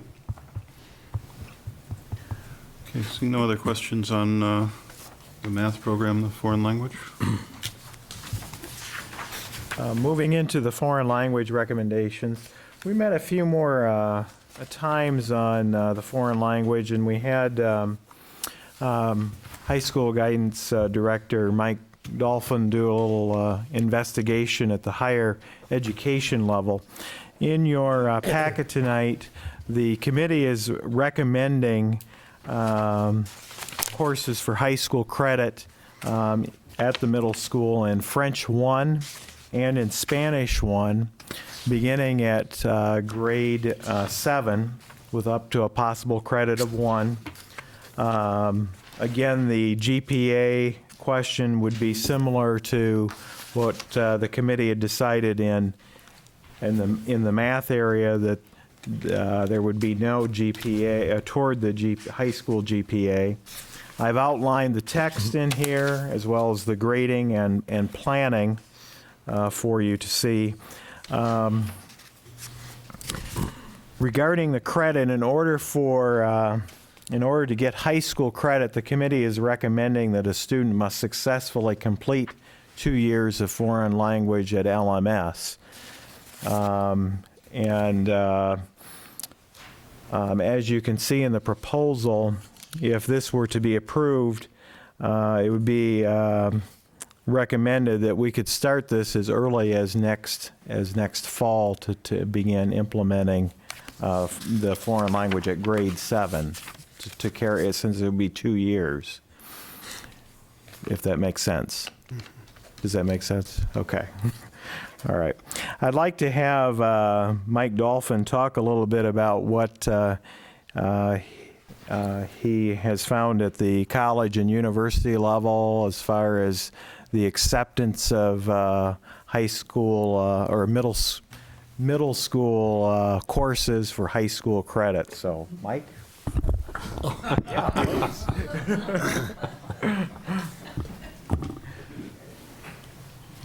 At this point, I've talked to 5 admissions directors in the state. Dartmouth, St. Anselm, University of New Hampshire, the president of the College University Council, and also Keene State today. So as of January whatever, the colleges were not aware of this new law. The state of New Hampshire Department of Education, for whatever reason, did not include them in the discussions. So totally unprepared for this particular inclusion. So I think there's some quotes in there from the UNH director that I spoke to, the Dartmouth Associate Director of Admissions, as well as the St. Anselm Director. And I spoke to the president of the CUC, NHCUC, and he's at Daniel Webster, and I spoke to Keene State today. So what we were hoping for is I was going to go to a March meeting to discuss this, which I'll still be invited, but the New Hampshire College University Council, since this report, is not going to issue a position statement on middle school credits, which is brand new to everyone, including me, at about 4 o'clock this afternoon. They feel that they're diverse enough institutions that they are going to individually come up with, I wouldn't say a philosophy, but some sort of statement, which will basically, as the Keene State Director told me today, commend the students in the middle school for taking these courses, high school courses, for credit, but they will be acknowledging them, but they will not be looking at them for admissions purposes. In other words, they will know that a Spanish 1 student, just like they know now, if Whitney, for example, took Spanish 2 in freshman year, they obviously knew that she took Spanish 1 at LMS. But they will not say that after Spanish 2 or Spanish 3 of grade 10, that student has 3 years of high school math. They will expect the students to take 3 years of high school math or high school foreign language at the high school. So obviously, that's a concern, because in some areas of the state, including an example towards the western part of the state, one of the mothers that I was talking to the Keene State Director about today thought that because her daughter took Spanish 1 and then Spanish 2 and Spanish 3 after grade 10, that would mean that student has completed 3 years of Spanish. And of course they have, but not for college purposes. We know that Dartmouth would still want to see 4 years of math at the high school level, 4 years of foreign language, 4 years of science, 4 years of English, 4 years of social studies to even qualify, even if they take 3 credits worth of math or foreign language at the middle school. So it's even more complex than when we last met because the CUC will not do a general statement towards this particular issue, which was, I guess, one of the reasons when we met, both foreign language and in math, that I was in the minority, but for pass-fails. The reason I pushed the pass-fail in the middle school, Andy could still use the grades for their honor roll system at LMS, but I also know that one issue that was discussed with me by the college university people was developmentally the fact that, you know, they still know that if the student's taking Algebra 1 in grade 8 and is still using the same textbook, they're still in grade 8. So pass-fail would prevent a student from getting, as the Keene State director said today, imagine a student takes Algebra 1 in grade 8 and gets a C-, and everything else on their high school transcript is an A. She said that would stand out like a sore thumb, and that might affect how they look at the transcript.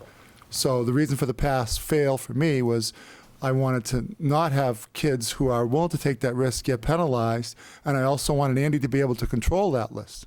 So let's say a student did make a sincere effort in a class, he's the one who controls sending me over the Ps.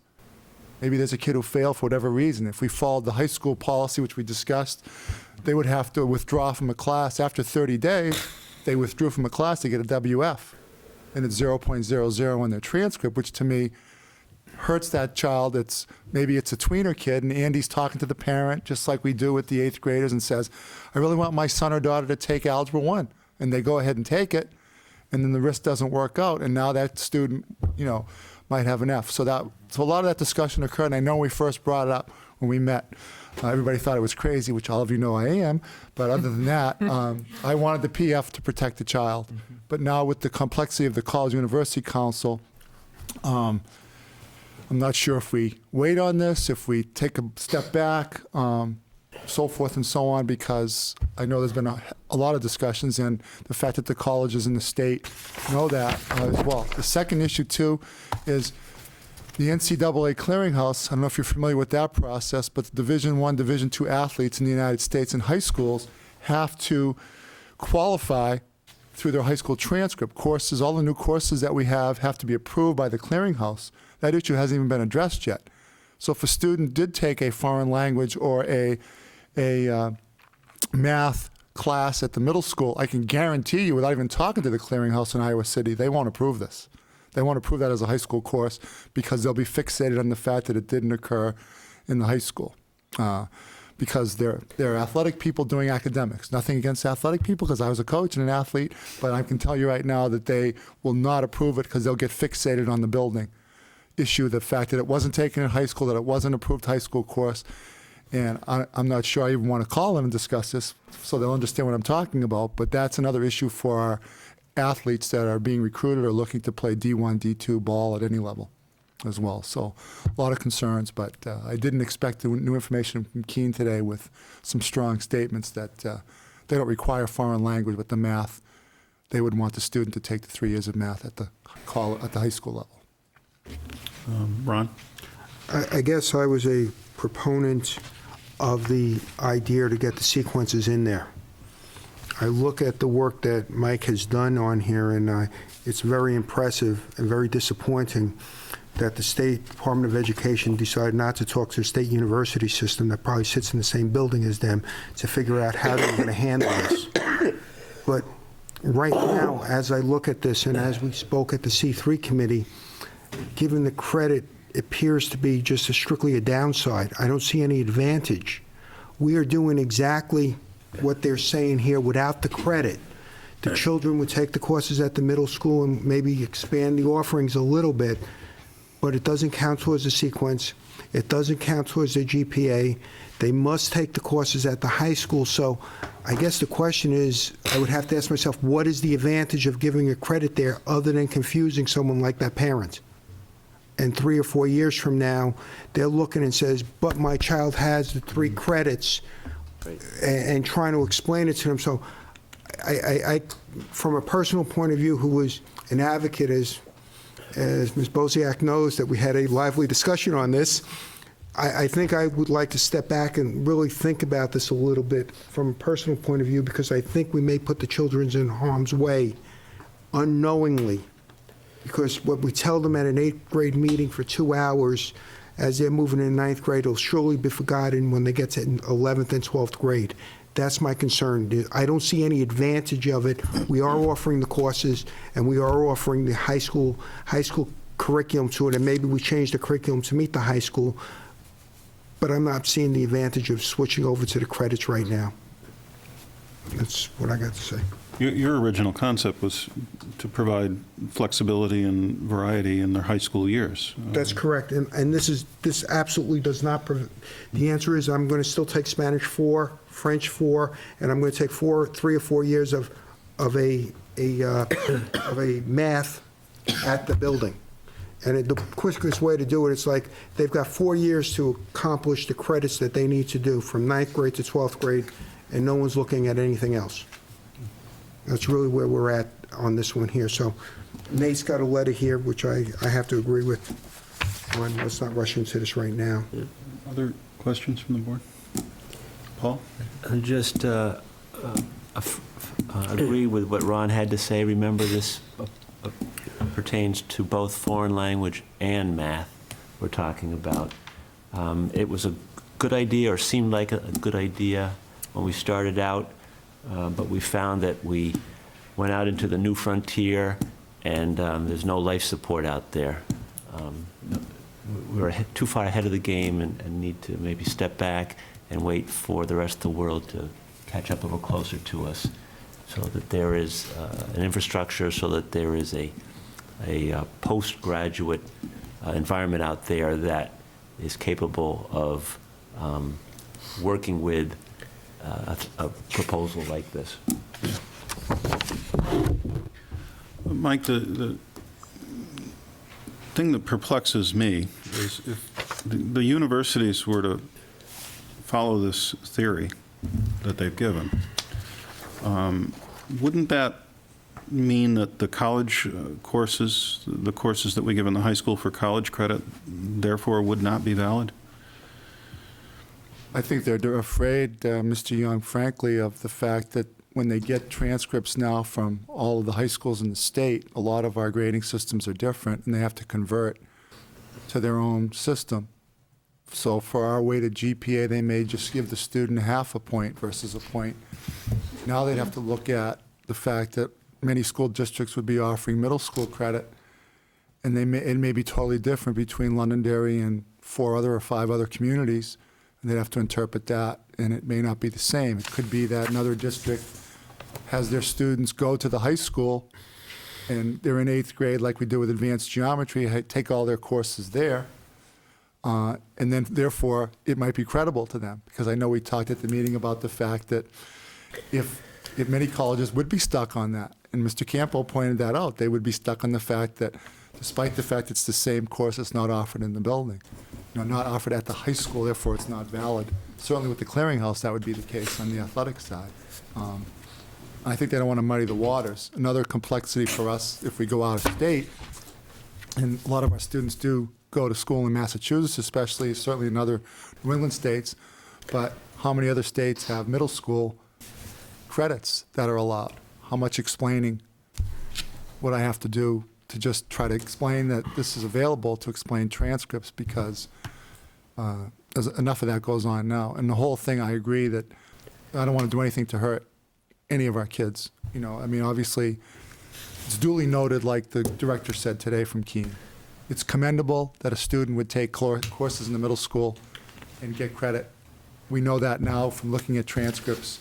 We applaud that, we encourage it, but we're still going to want to see courses done at the high school level to make our decision, not based on that. And I don't want to see a grade on there for a kid who's got a 4.2 and they see a C- in grade 8 or grade 7, and that's, like I said earlier, that's the standout. It'll show just like an F would show on a junior or senior transcript, and you see that and they go, what happened?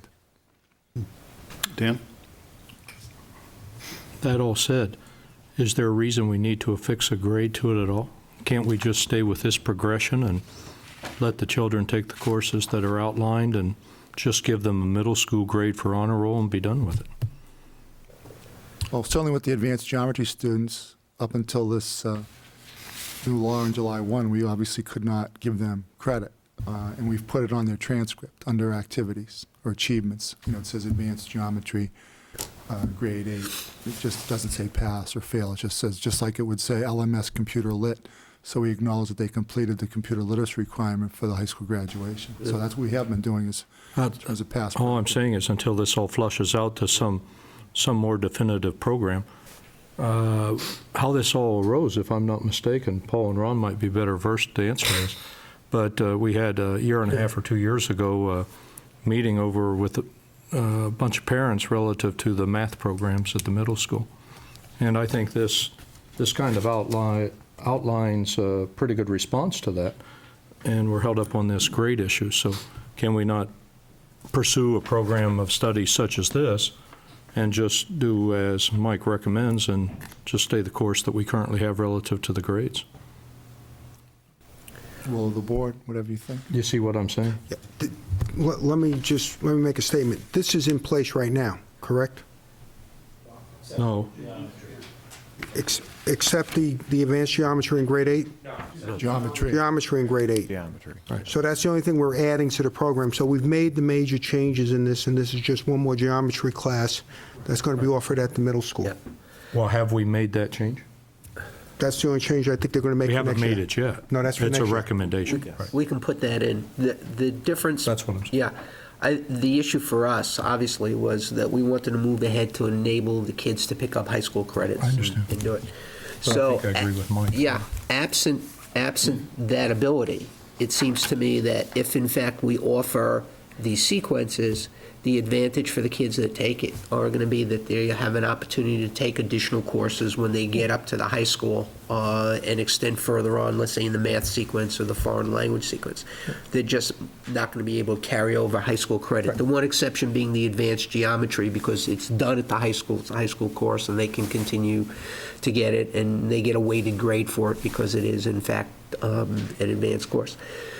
And we avoid the potential issue that a parent believes or a student believes that because they took foreign language in 7th and 8th grade and French 2 and Spanish and French 3, excuse me, the high school, they're all done with it. That's not the case. So at this point, granting them the high school credit except for the advanced geometry, I think we ought to hold off on. We can offer the sequence. The kids have the advantage of being able to take more courses as they go through. It eliminates any potential confusion that they have, that anybody would have. And as if the waters become a little bit more distilled and we can move in that direction, we're in position to do it. I think Mike's comments about pass-fail for the courses taken in middle school are appropriate and germane and should be and would be part of the recommendation we'd make. We'll wait to see what happens with it. It does raise, though, a very interesting issue that I think should engender some discussion. The new minimum standards do have a variety of options for students to be able to meet or get high school credits. It will be very interesting to see how things transpire when somebody gets credit for taking a music course through Daddy's Junkie Music, if they're offering one, and whether or not the colleges are going to be accepting those credits as they look forward. And it depends on what discussions have been transpired, but that's a whole nother issue. I think we're in a position where we can give our kids the opportunity to move ahead, take more options at the high school. It's just they're not going to be able to pick up the high school credits. I think that's really what it comes down to. And if things clear out in the future, we're in position to say, you got it, and it's a deal. Absent that, they're getting the value and the opportunity to increase their knowledge base and progress ahead. So, there we go. Ron? We spoke about giving them the advanced geometry credit in 8th grade, but based on all the conversation is, they can get it, but it's not going to count towards anything. Right. Based on the discussion we had, even they're taking in the building, they're still an 8th grader, because, of course, I would come up with, I put an annex at the middle school and call it the high school annex, and teach the courses in that part of the building. But the 8th grade course will really not count towards the sequence or anything. It'll just be that they've taken the course and we've given them a grade for it in advanced geometry, because there's no difference between that and geometry for high school credit. Right, well, that's been past practice. Obviously, if you... No, what I'm saying is there's no difference in the way the colleges will treat it. Right, what I've done with the students, and, I've only been here 2 years, but I've allayed the parents' fears because I've told those advanced geometry kids that in their senior year, that I would be writing a specific letter in their application file to indicate what they have done. And at this point in time, because of the uncertainty, a letter from the director of guidance at the high school saying that this young man, this young woman took advanced geometry is duly noted in the transcript without the grade, which would also then explain why they jumped into AP statistics as a junior perhaps and AP calculus as a senior. At this point in time, the letters are, unfortunately, than the transcript, for this particular case, are probably more important. Obviously, if you decide to do the advanced geometry as a grade, it would go on the transcript, but how it would look and all of that, and how we want it to look would still be something we'd have to pursue, because it would still either show a 5th year or, we had batted around Londonderry Middle School piece on the transcripts and so forth. So we want to make sure if they're going to do that, that's going to show as a high school course. I think the board previously approved, right now, for the current 8th graders who are taking, there are 5 of them, who are taking advanced geometry, grade point average, credit, and for their transcripts. The fortunate thing about them, these kids will take 4 years of high school math anyway. So it would not be a disadvantage to them, even though, as Mike pointed out, the colleges aren't going to recognize that as an extra year. They're not going to see it as these kids taking 5 years of math. They're only going to see it as them taking 4 years of math if they complete, 9, 10, 11, and 12th grade, and these kids do. So I guess the board has to, decide whether you want to continue with that in the current 8th graders taking the 9th grade class, as the board voted to do so back in the fall. Because at the current time, we've already made commitments to these kids and their parents that the board voted for that, and they're under the impression that they're going to get grade point average and credit for this advanced geometry course this year. The only thing I have no problem continuing that, but I would let the parents know specifically it does not count towards a sequence. Right, towards their college sequence. Right, and it would be viewed as a middle school course if I understand this conversation. And you want to do that for future kids from 8th grade going into... As far as I'm concerned, if we want to give them the credit because it's given in the building, I personally, as 1/5 of the board, don't have a problem with it.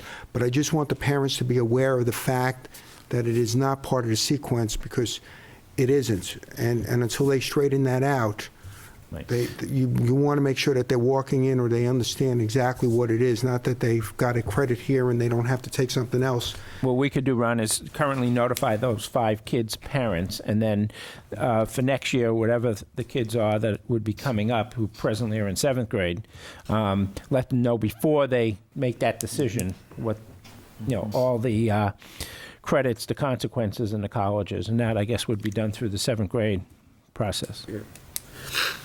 In the meantime,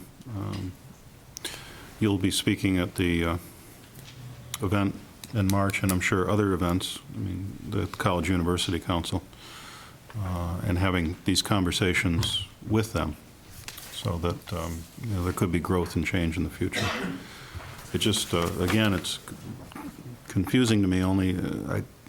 College courses have been offered in the high schools for, I know, at least 30 years since I participated in them. They don't have a problem accepting those, although I think you have to pay for them. Right.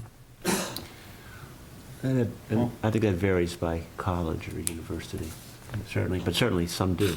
You're right. I think people have to be, just when people are looking at going to post-secondary, whether it's a 2-year school or 4-year school, going to a 2-year school with the idea of going to a 4-year school. The one thing that everybody has to remember is you've got to take a look and plan ahead and say, what are the requirements that this school or this level school is going to ask for? How many years of math? How many years of foreign language? How many years of this? How many years of that? What's the variety? And that everybody's got to attend to as an individual, obviously with help from the guidance department. That's a key thing. Ron? Last comment? Nate, did the minimum standards, were they passed by the legislature or were they by the Department of Education? Excuse me. Department of Ed, and I think they go through a rulemaking process, and I think they did. So there's a rulemaking process that's associated with it as they go through. So I've raised the issue with the commissioner. We've alerted him to it. And remember, he's the transition commissioner, too, because most of this stuff went on prior to Lionel coming on as commissioner. He has promised to take it to the Higher Education Council and discuss it. And we'll see. We're going to send a letter to Chancellor Reno. But, there's a limit to how much the public universities in New Hampshire, there may be movement. Private universities, as with everything else, they make up their own rules, if you will. And then what happens out of state, again, is a whole nother issue, too. So if you apply for school in Maryland, whether they accept it or not, depends upon that particular school. But just from a philosophical base, what's very interesting is for a number of years, the movement has been away from quote-unquote seat time to what competencies people have demonstrated, what skills. And here where we have an opportunity of flexibility under the standards, if you will, to offer students additional opportunities, you just wish it would have been carried through on the next level to give those kids that opportunity and some flexibility as we talk about real-world experiences and other opportunities of that nature. Ron's going to wrap this up. Yep, I was just wondering if we could send a letter to our state representatives and our state senator, just explaining this to them, because I don't believe this is what they had, their intention, when they originally pushed for minimum standards and having alternative methods, that we can't teach courses in here that the children can get high school credit for and count towards the sequence, if not only in our state university system, which they control both of them. I just think it's an awareness factor that they should have in their pocket. Thank you. Thank you. And by the way, thank you very much for both committees. Excellent amounts of work that was done on this. It's tremendous amounts of work on this to bring forth all the information so we can make an intelligent decision on it. Nice job.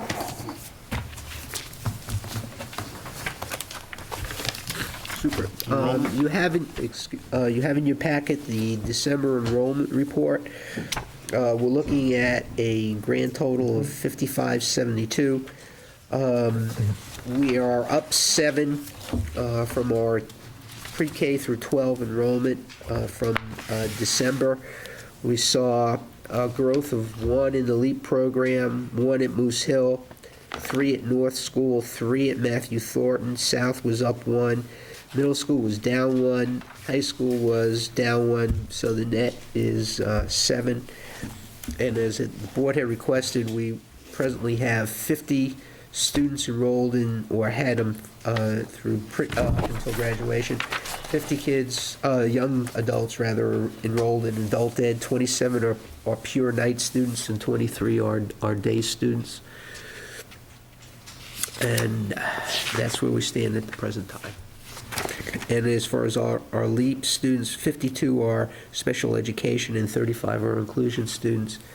And also on the second page, you'll see how our Moose Hill enrollment breaks out among the schools. South, 111 out of the 343, North, 113, and Matthew Thornton at this point, 119.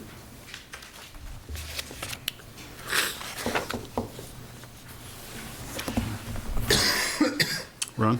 Do we have any ideas about next year's kindergarten class yet? Zach? Next year's kindergarten class?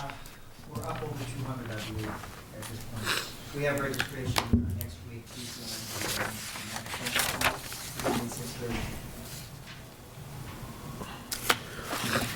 Okay, thank you. And then historically too, Ron, I think we picked up, this past year, I think we picked up 50 students going from kindergarten to first grade.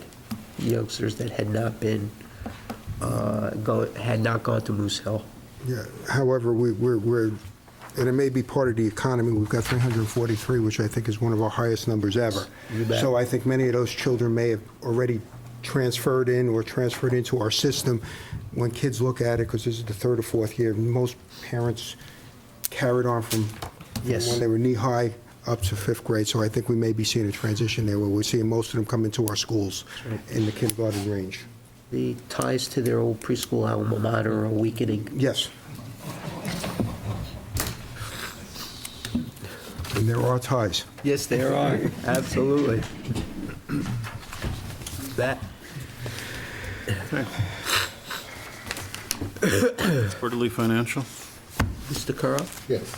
In your packet is the second quarter financial projection for June 30, 2006. Overall, as I mentioned in my memo, the general fund budget is in fairly good shape. Revenues in much better shape than expenditures. Table 1 gives you an outline of the revenue sources. Well, actually, Table 1, first of all, gives you the revenue sources outside the general fund, the impact fees, the maintenance trust fund, school capital projects, and the SPED trust fund balances. Hopefully, in a few minutes, we'll be talking about the maintenance trust fund and drawing down from that $793,000 balance. As I said in Table 1, the school impact fee balance is $276,000 as of December. That's as of already drawing down the $300,000 for this fiscal year. Then on Table 2. Dan? Peter, refresh my memory. What did we carry into, didn't we goose that for 2007? Yes, next year, where the revenue projection or the revenue source for impact fees is $350. Right. So we should be okay. That too, just for the board's edification, we've already drawn down 300, so that 276 We is should- already appropriate. We may carry 300 Right. on June 30th, then obviously you have a whole year after that. Right. Right. Thank you. Table 2 gives you the general fund revenue sources. As we talked about during the budget development for FY07, the catastrophic aid projection, $147,000. To refresh everybody's mind, those who are watching, when we were studying the tax rate for December 2006, Department of Education warned us that we may not want to use the full allotment for catastrophic aid. So we used a prorated amount that they suggested. And then about a month after the tax rate has been set, the legislature decided to fully fund. So we have already received or committed to receive the $147,000 over what we used as a number during tax rate setting time. The two other major sources that are in a positive is Medicaid, and right now we're just projecting $25,000 over the 200. That's our best guess based on historicals. It may go higher as we get closer to the third quarter. What we've seen in the last few years is we get a substantial amount of monies from the federal government or Medicaid in the months of May and June. And the other major one is interest on investments. Previously, in the last couple of years, we've only used an estimate of $50,000 of income of interest earned. We knew we were going to get higher amounts because of the amount of money working capital on the North School bond proceeds.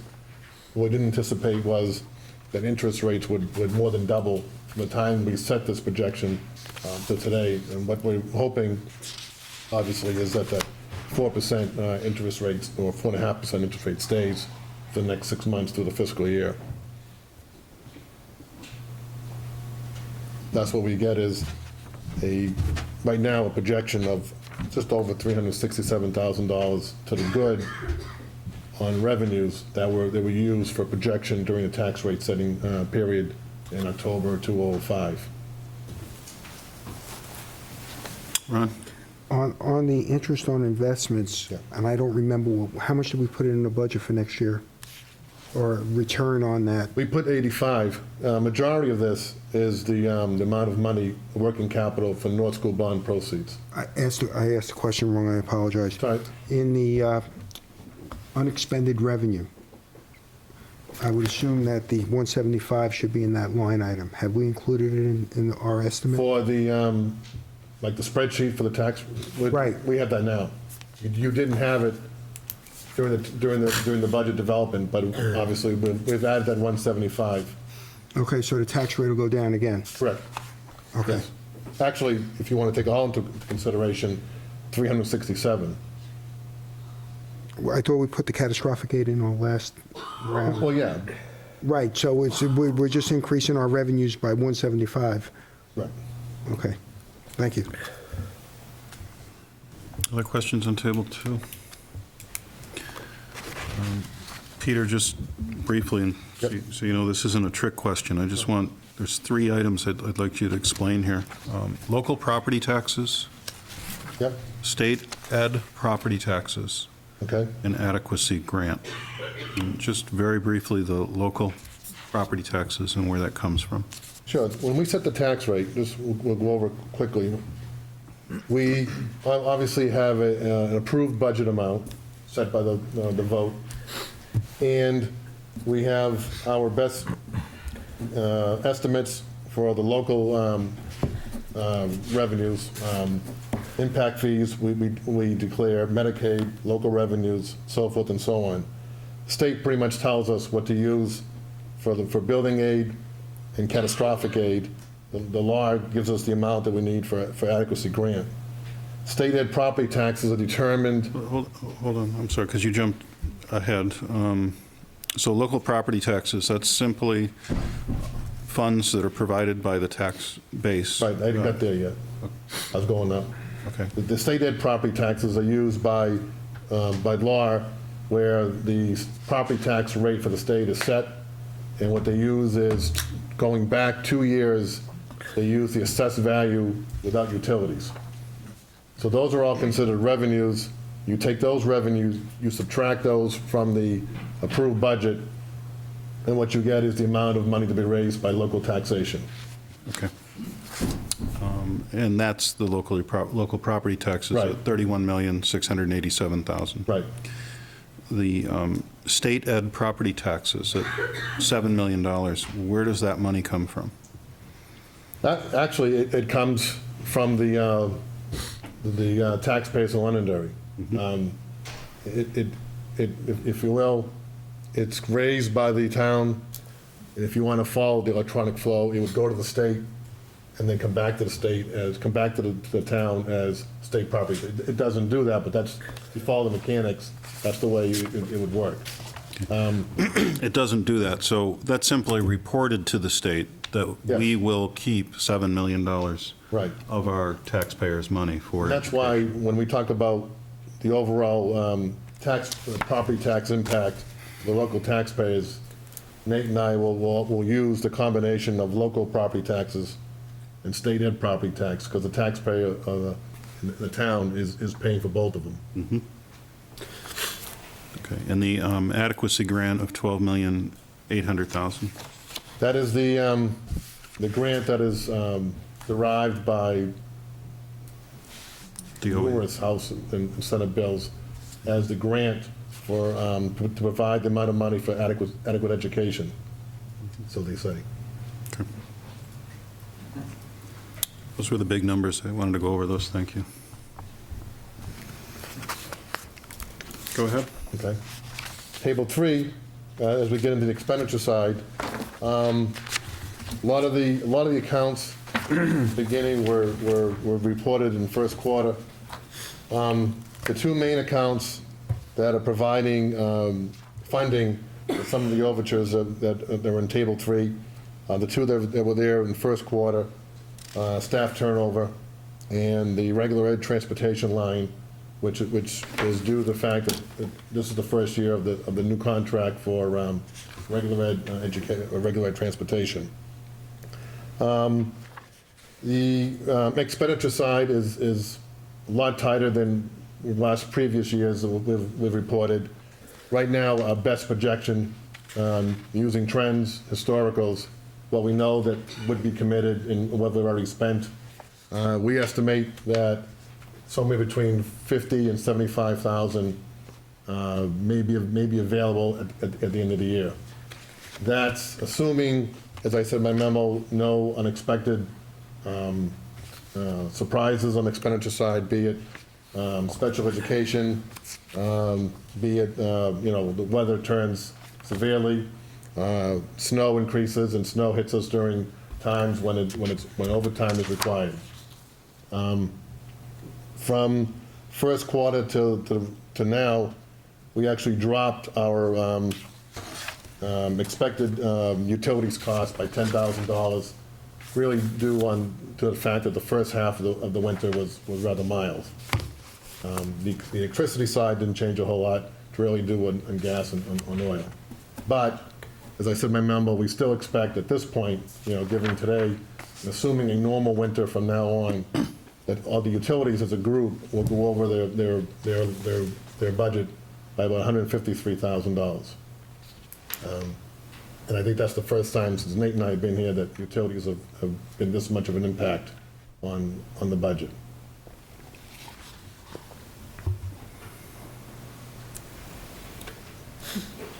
I don't think at this point, although we have a discussion with Ad Council tomorrow, I don't think at this point we're in a panic need by any stretch of the imagination or holding accounts, simply just watching the budget and following trends and making sure that there are no surprises come about.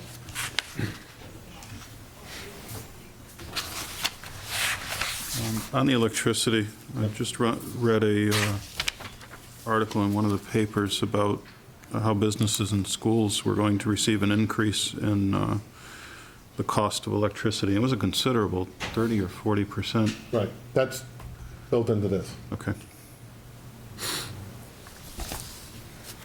And it indicated that was a temporary, it was to be an 8-month increase? Yes. Although...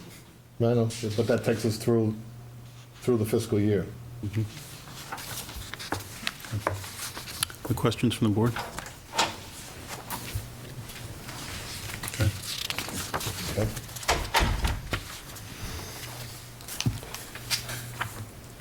The only other comment I'd have is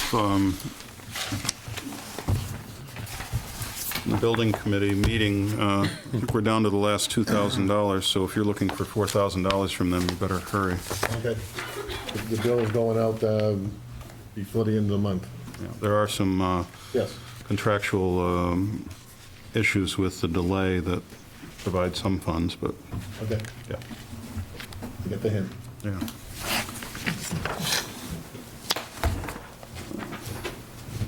Okay. Do you have the numbers? I can get it for you. I'll get it. Yeah, sorry. Just so it's not, the superintendent just handed me the election report, but he didn't give me any numbers, so we'll get those numbers in a minute. Peter, Trust fund? you'd like to do maintenance trust fund? Sure. What you have is a request to withdraw from the maintenance trust fund for the projects that were done over the summer. Total amount of the request, $691,931. I need the 9 cents according to Anita. You have a listing of the projects that were done, the budget amount, the funds, or the actual cost of projects, and then the variance for each associated project.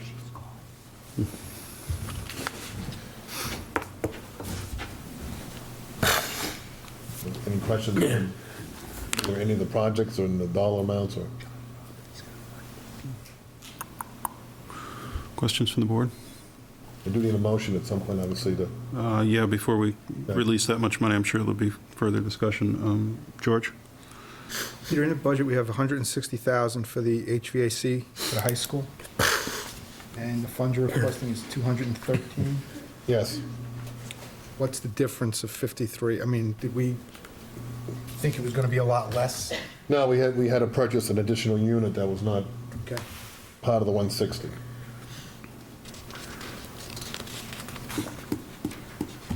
Got a question. Go ahead, Paul. Peter, a couple of these actually were requesting less, like the high school roof Phase 2 and Right. district-wide paving. Are we doing less to try to be more conservative? For example, on the high school roof Phase 2, what we did was an overcoating and not a full repair. As we had planned to do a full repair. We had planned to do a full repair, right.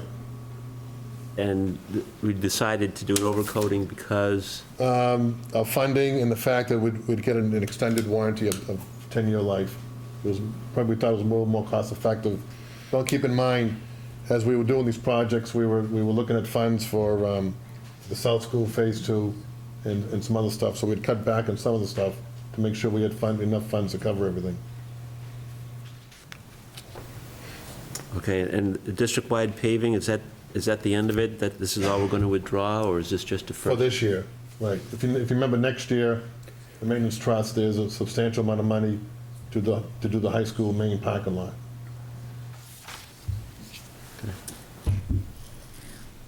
I remember my first year on the board, we pushed that paving off. Right. A number of years. So it's been a while.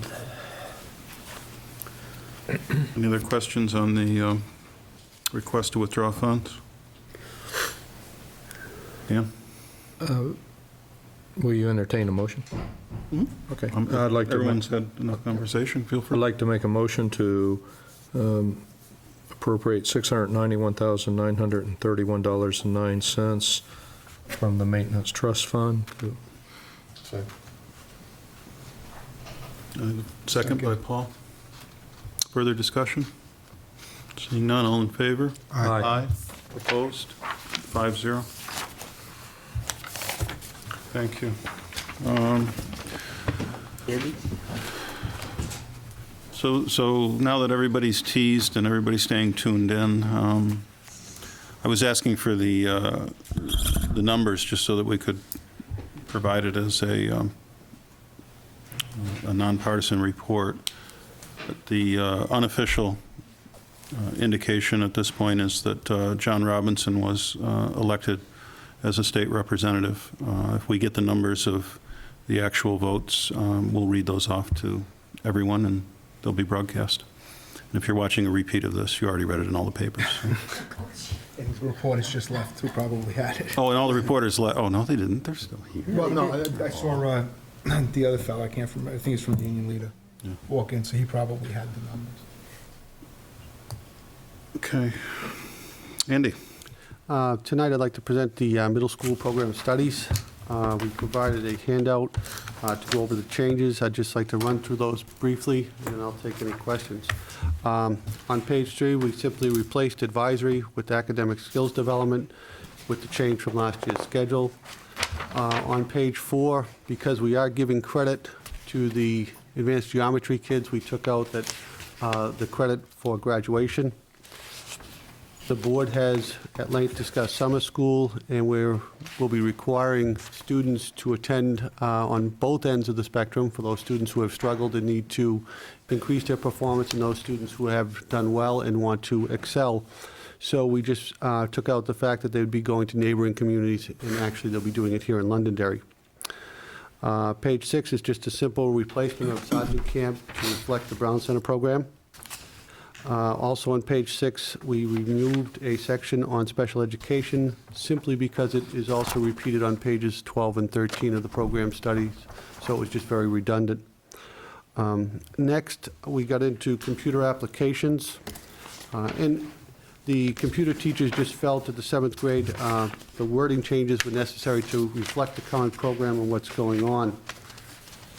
That is the same philosophy we have with page 15, which is math. We just want to reflect basically what the flow chart looks like in terms of the CMP accelerated program, the high program, and the regular CMP. And clarify the topics those students would be covering, so as a parent reads the program of studies, they kind of have a better sense of what is being covered in those courses. On page 16, we made a change in our exploring science. We just clarified, instead of saying that throughout the rest of the year it's roughly divided, we felt it was easier to tell them exactly what topics their child would be covering. One significant change is on page 20, we basically have just changed the special curriculum wording to reflect what they're doing. They are now offering academic courses in the high math areas. They are still completing the in-class enrichments. They do a number of what we call now drop-in labs and workshops where students come to them for advanced writing, those type of seminars. And they also just wanted to add the number of extracurricular activities that they offer now. They've taken on a wealth of new tests and quizzes and activities for kids to get involved in. And then last year with the scheduling change, we also made some changes to our reading program to continue what had been occurring at the elementary schools to offer reading to students 2 grades above reading levels, as well as those students who were struggling. So we have specific sections. One of those is the addition of what we call the SRA Corrective Reading Program. We are offering that to 60 students. It's 1 class per team on the 6th grade level, and there are about 12 to 15 students in that. It's a very focused curriculum, and I'm very pleased to say we're seeing some good results with that, and we'll probably be coming back to the board to look to continue that at grade 7 and 8 as we move forward. That kind of is an overview. Really, a lot of it is just changing of wording and reflecting some of the schedule changes that the board had approved and some of the new courses that are going on. Ron? Andy, a picture's worth 1,000 words. I'm wondering if we could put this kind of in the math section, or some derivative of this, so that people know the math flow that we're talking about. I think it would. We can absolutely do that, and the other piece we have done, that document, as we were in discussions about the math program, also went out to the elementary schools, special curriculum teachers, so they had a clear understanding of the whole sequence. And they found it very helpful when the parents, especially this time of year when we're talking about scheduling, come up to them and say, well, where does my child go? And it's nice to be able to hand them a piece of paper and say, it looks like they'll be here. Obviously, there's flexibility either way, and I think it's gone a long way. So I think we could absolutely put that right after the math section. Thank you. Other questions? Andy, when does this actually happen, become effective? When will these things be visible to the public? If the board approves it tonight, it'll go to the printer tomorrow, and 5th graders will receive them the first week of February with their scheduling cards. So the new version will be out the first week of February, and then approximately the middle of the month, this year's 6th and 7th graders get theirs to start their process as well. Okay, and Sue, if I could just get a nod of your head, it could also be a PDF file of this perhaps could be put on the website? And that's a yes. Okay, thank you. The current program studies are on the website. Yeah. Right, understood. This would update that with the newest information, so great. Okay, no further discussion. Dan? I'll make a motion to, that we support the recommendation for the middle school program of studies for the forthcoming fiscal year. Second. A motion from Dan and second from Ron. Further discussion? Seeing none, all in favor? Aye. Aye. Opposed? 5-0. Thank you, Andy.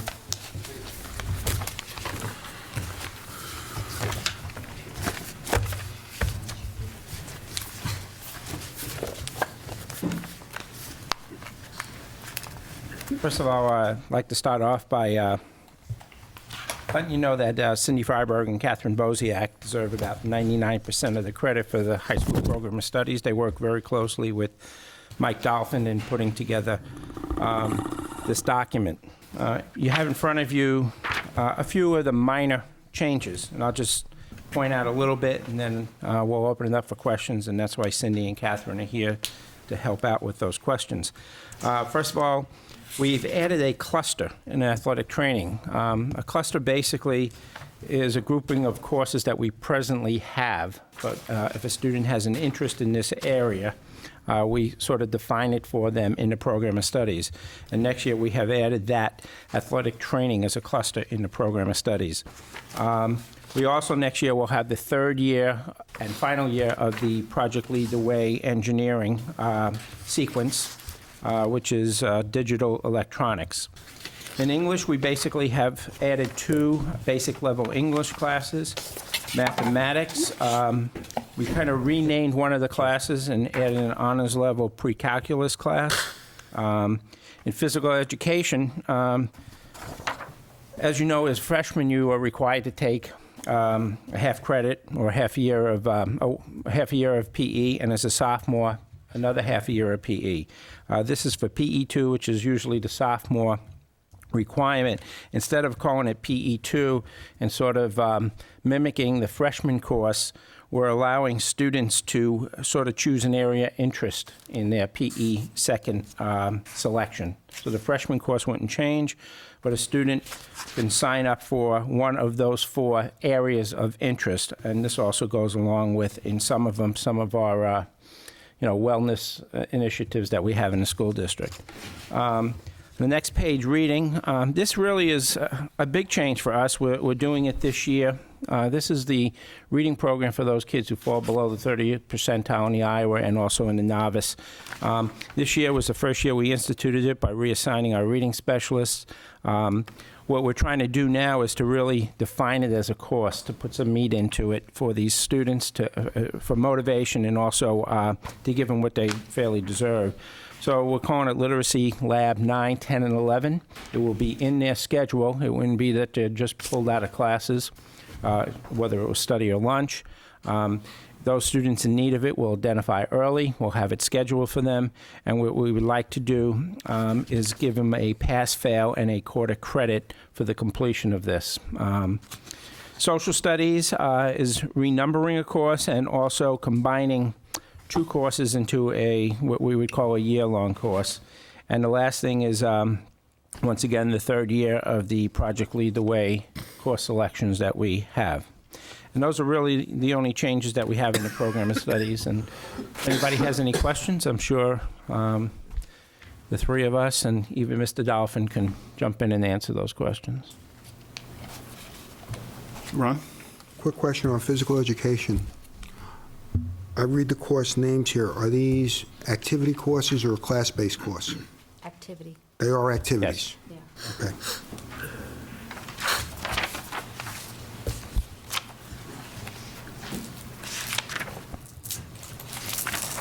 Dan?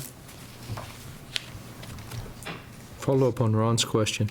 Do we run into a problem with some children getting into their senior year that didn't take physical education requirements? Not usually. That's Yeah. very rare.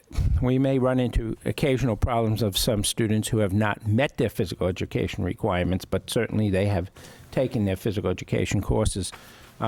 We sometimes, with those students, certainly after a few tries, we may look, and Mr. Dolphin has been great at that, and in better shape than most of us are. We've been offering an independent study. I sign off on it. Mike does the exercise with them. Experiential learning through the state. Londonderry was doing this, and I was doing it in another community that I won't mention, so I don't work there anymore, and it's on TV in Londonderry. Independent PE, and what it is for sophomores, they have to get Mr. Elefante's approval, and usually it's related to an injury or some issue. But sometimes with juniors and seniors needing credit as well, they do independent gym. They have to do a goal sheet. They have to do a pre and post test. So I use them as a military test. Do push-ups in a minute, sit-ups in a minute. They get a minute rest. They have to do a mile run around the track. So actually, one of our adult ed students was supposed to graduate Monday night, but is already on his way to the Air Force, was here a week ago with his recruiter, and I was kicking his behind because he was barely going to pass the post-test. He was within 2 seconds of not passing, and I was not going to pass him because he hadn't met his goals. So we do that. So what that's done is the kids who, prior to my arrival, said, I'm going to pick up a log sheet and just log my hours at a gym, now have to do the goal sheet, the pre and post test, which they must show improvement, and they have 75 hours for half a credit. So in many cases, the counselors come to me for seniors, and they do that, but the senior has to perform, and they have to do a post-test. We started it last year because one of our more at-risk seniors, 2 days before graduation, was turning a log sheet, and myself and his case manager didn't believe that he had done anything, so we made him go outside in 95-degree heat. And he was a smoker, so he didn't like running a mile, and he didn't like doing push-ups and sit-ups. And we made him do lunges too. So we thought, why not make that a pre and post test? So the kids who know they have to do stuff, they think they're going to scam credits, they kind of go away and don't talk to me anymore. Right. And the key about this is we don't allow freshmen and sophomores to opt out of it. This is, if we find that they've never, first of all, they can't get to the position where they've never chosen to do it, but we look at students who have made the effort to do it and just have not been successful. And also, as Mike said, some of the medically fragile kids and sometimes some transfer kids who aren't required to take it or didn't take it in their underclass years at other schools. But it is very restrictive, and we watch with a close eye. So basically, we watch that we don't let kids just opt out. Correct. That's absolutely. Matter of fact, it would be very rare for someone not a senior, other than for medical reasons, to be able to just take an independent study PE. Okay. Thank you. Well, Mike, while you're there, I understand from Cindy and Catherine that the added third leg to the project Lead the Way is the digital electronics. At this time, this will be its first year, but once it's established, it's quite likely it will also be able to be added to Project Running Start and be part of the articulation agreement. Well, we'd have to have a discussion with the Community Technical College in Manchester and submit the proper paperwork.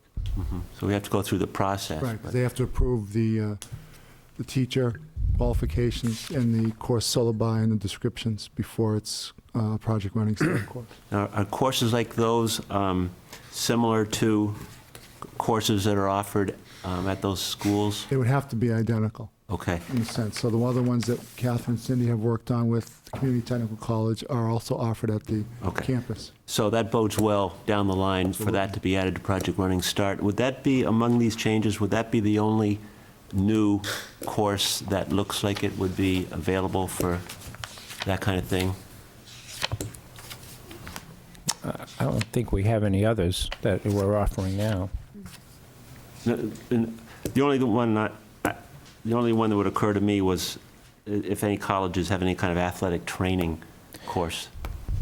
Yeah, we have to. We're just starting it. Basically, though, in order to do that, the course would probably have to be taught by a certified athletic trainer. Right? And we do have a certified athletic trainer, but she's not a teacher. She is,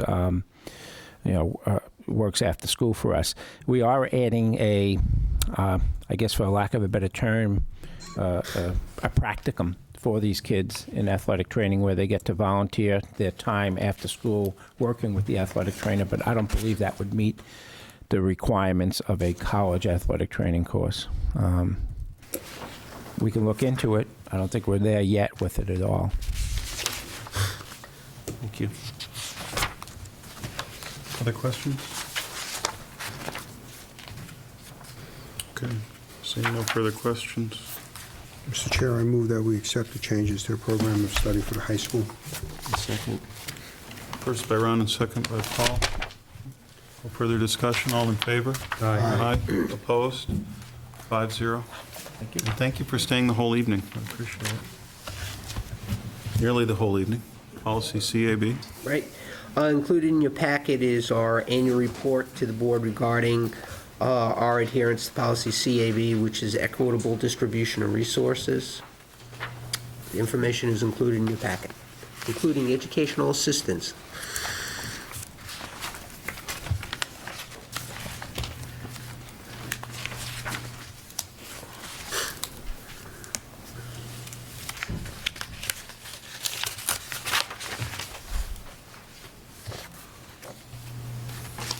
Everybody's reading. Reviewing once again. I'll get on the floor. I'll make a motion that we accept policy CAB. A motion I'll second. and a second by Paul. Can I ask a couple questions? Yes, please, Paul. Further discussion. Nate, just a couple questions as I read through this. In the guidance section on page 2, it notes how guidance counselors at a couple of the elementary schools are certified for certain things. I guess, did we have a discussion on this during the budget, that some of that capability at those schools, that those counselors may be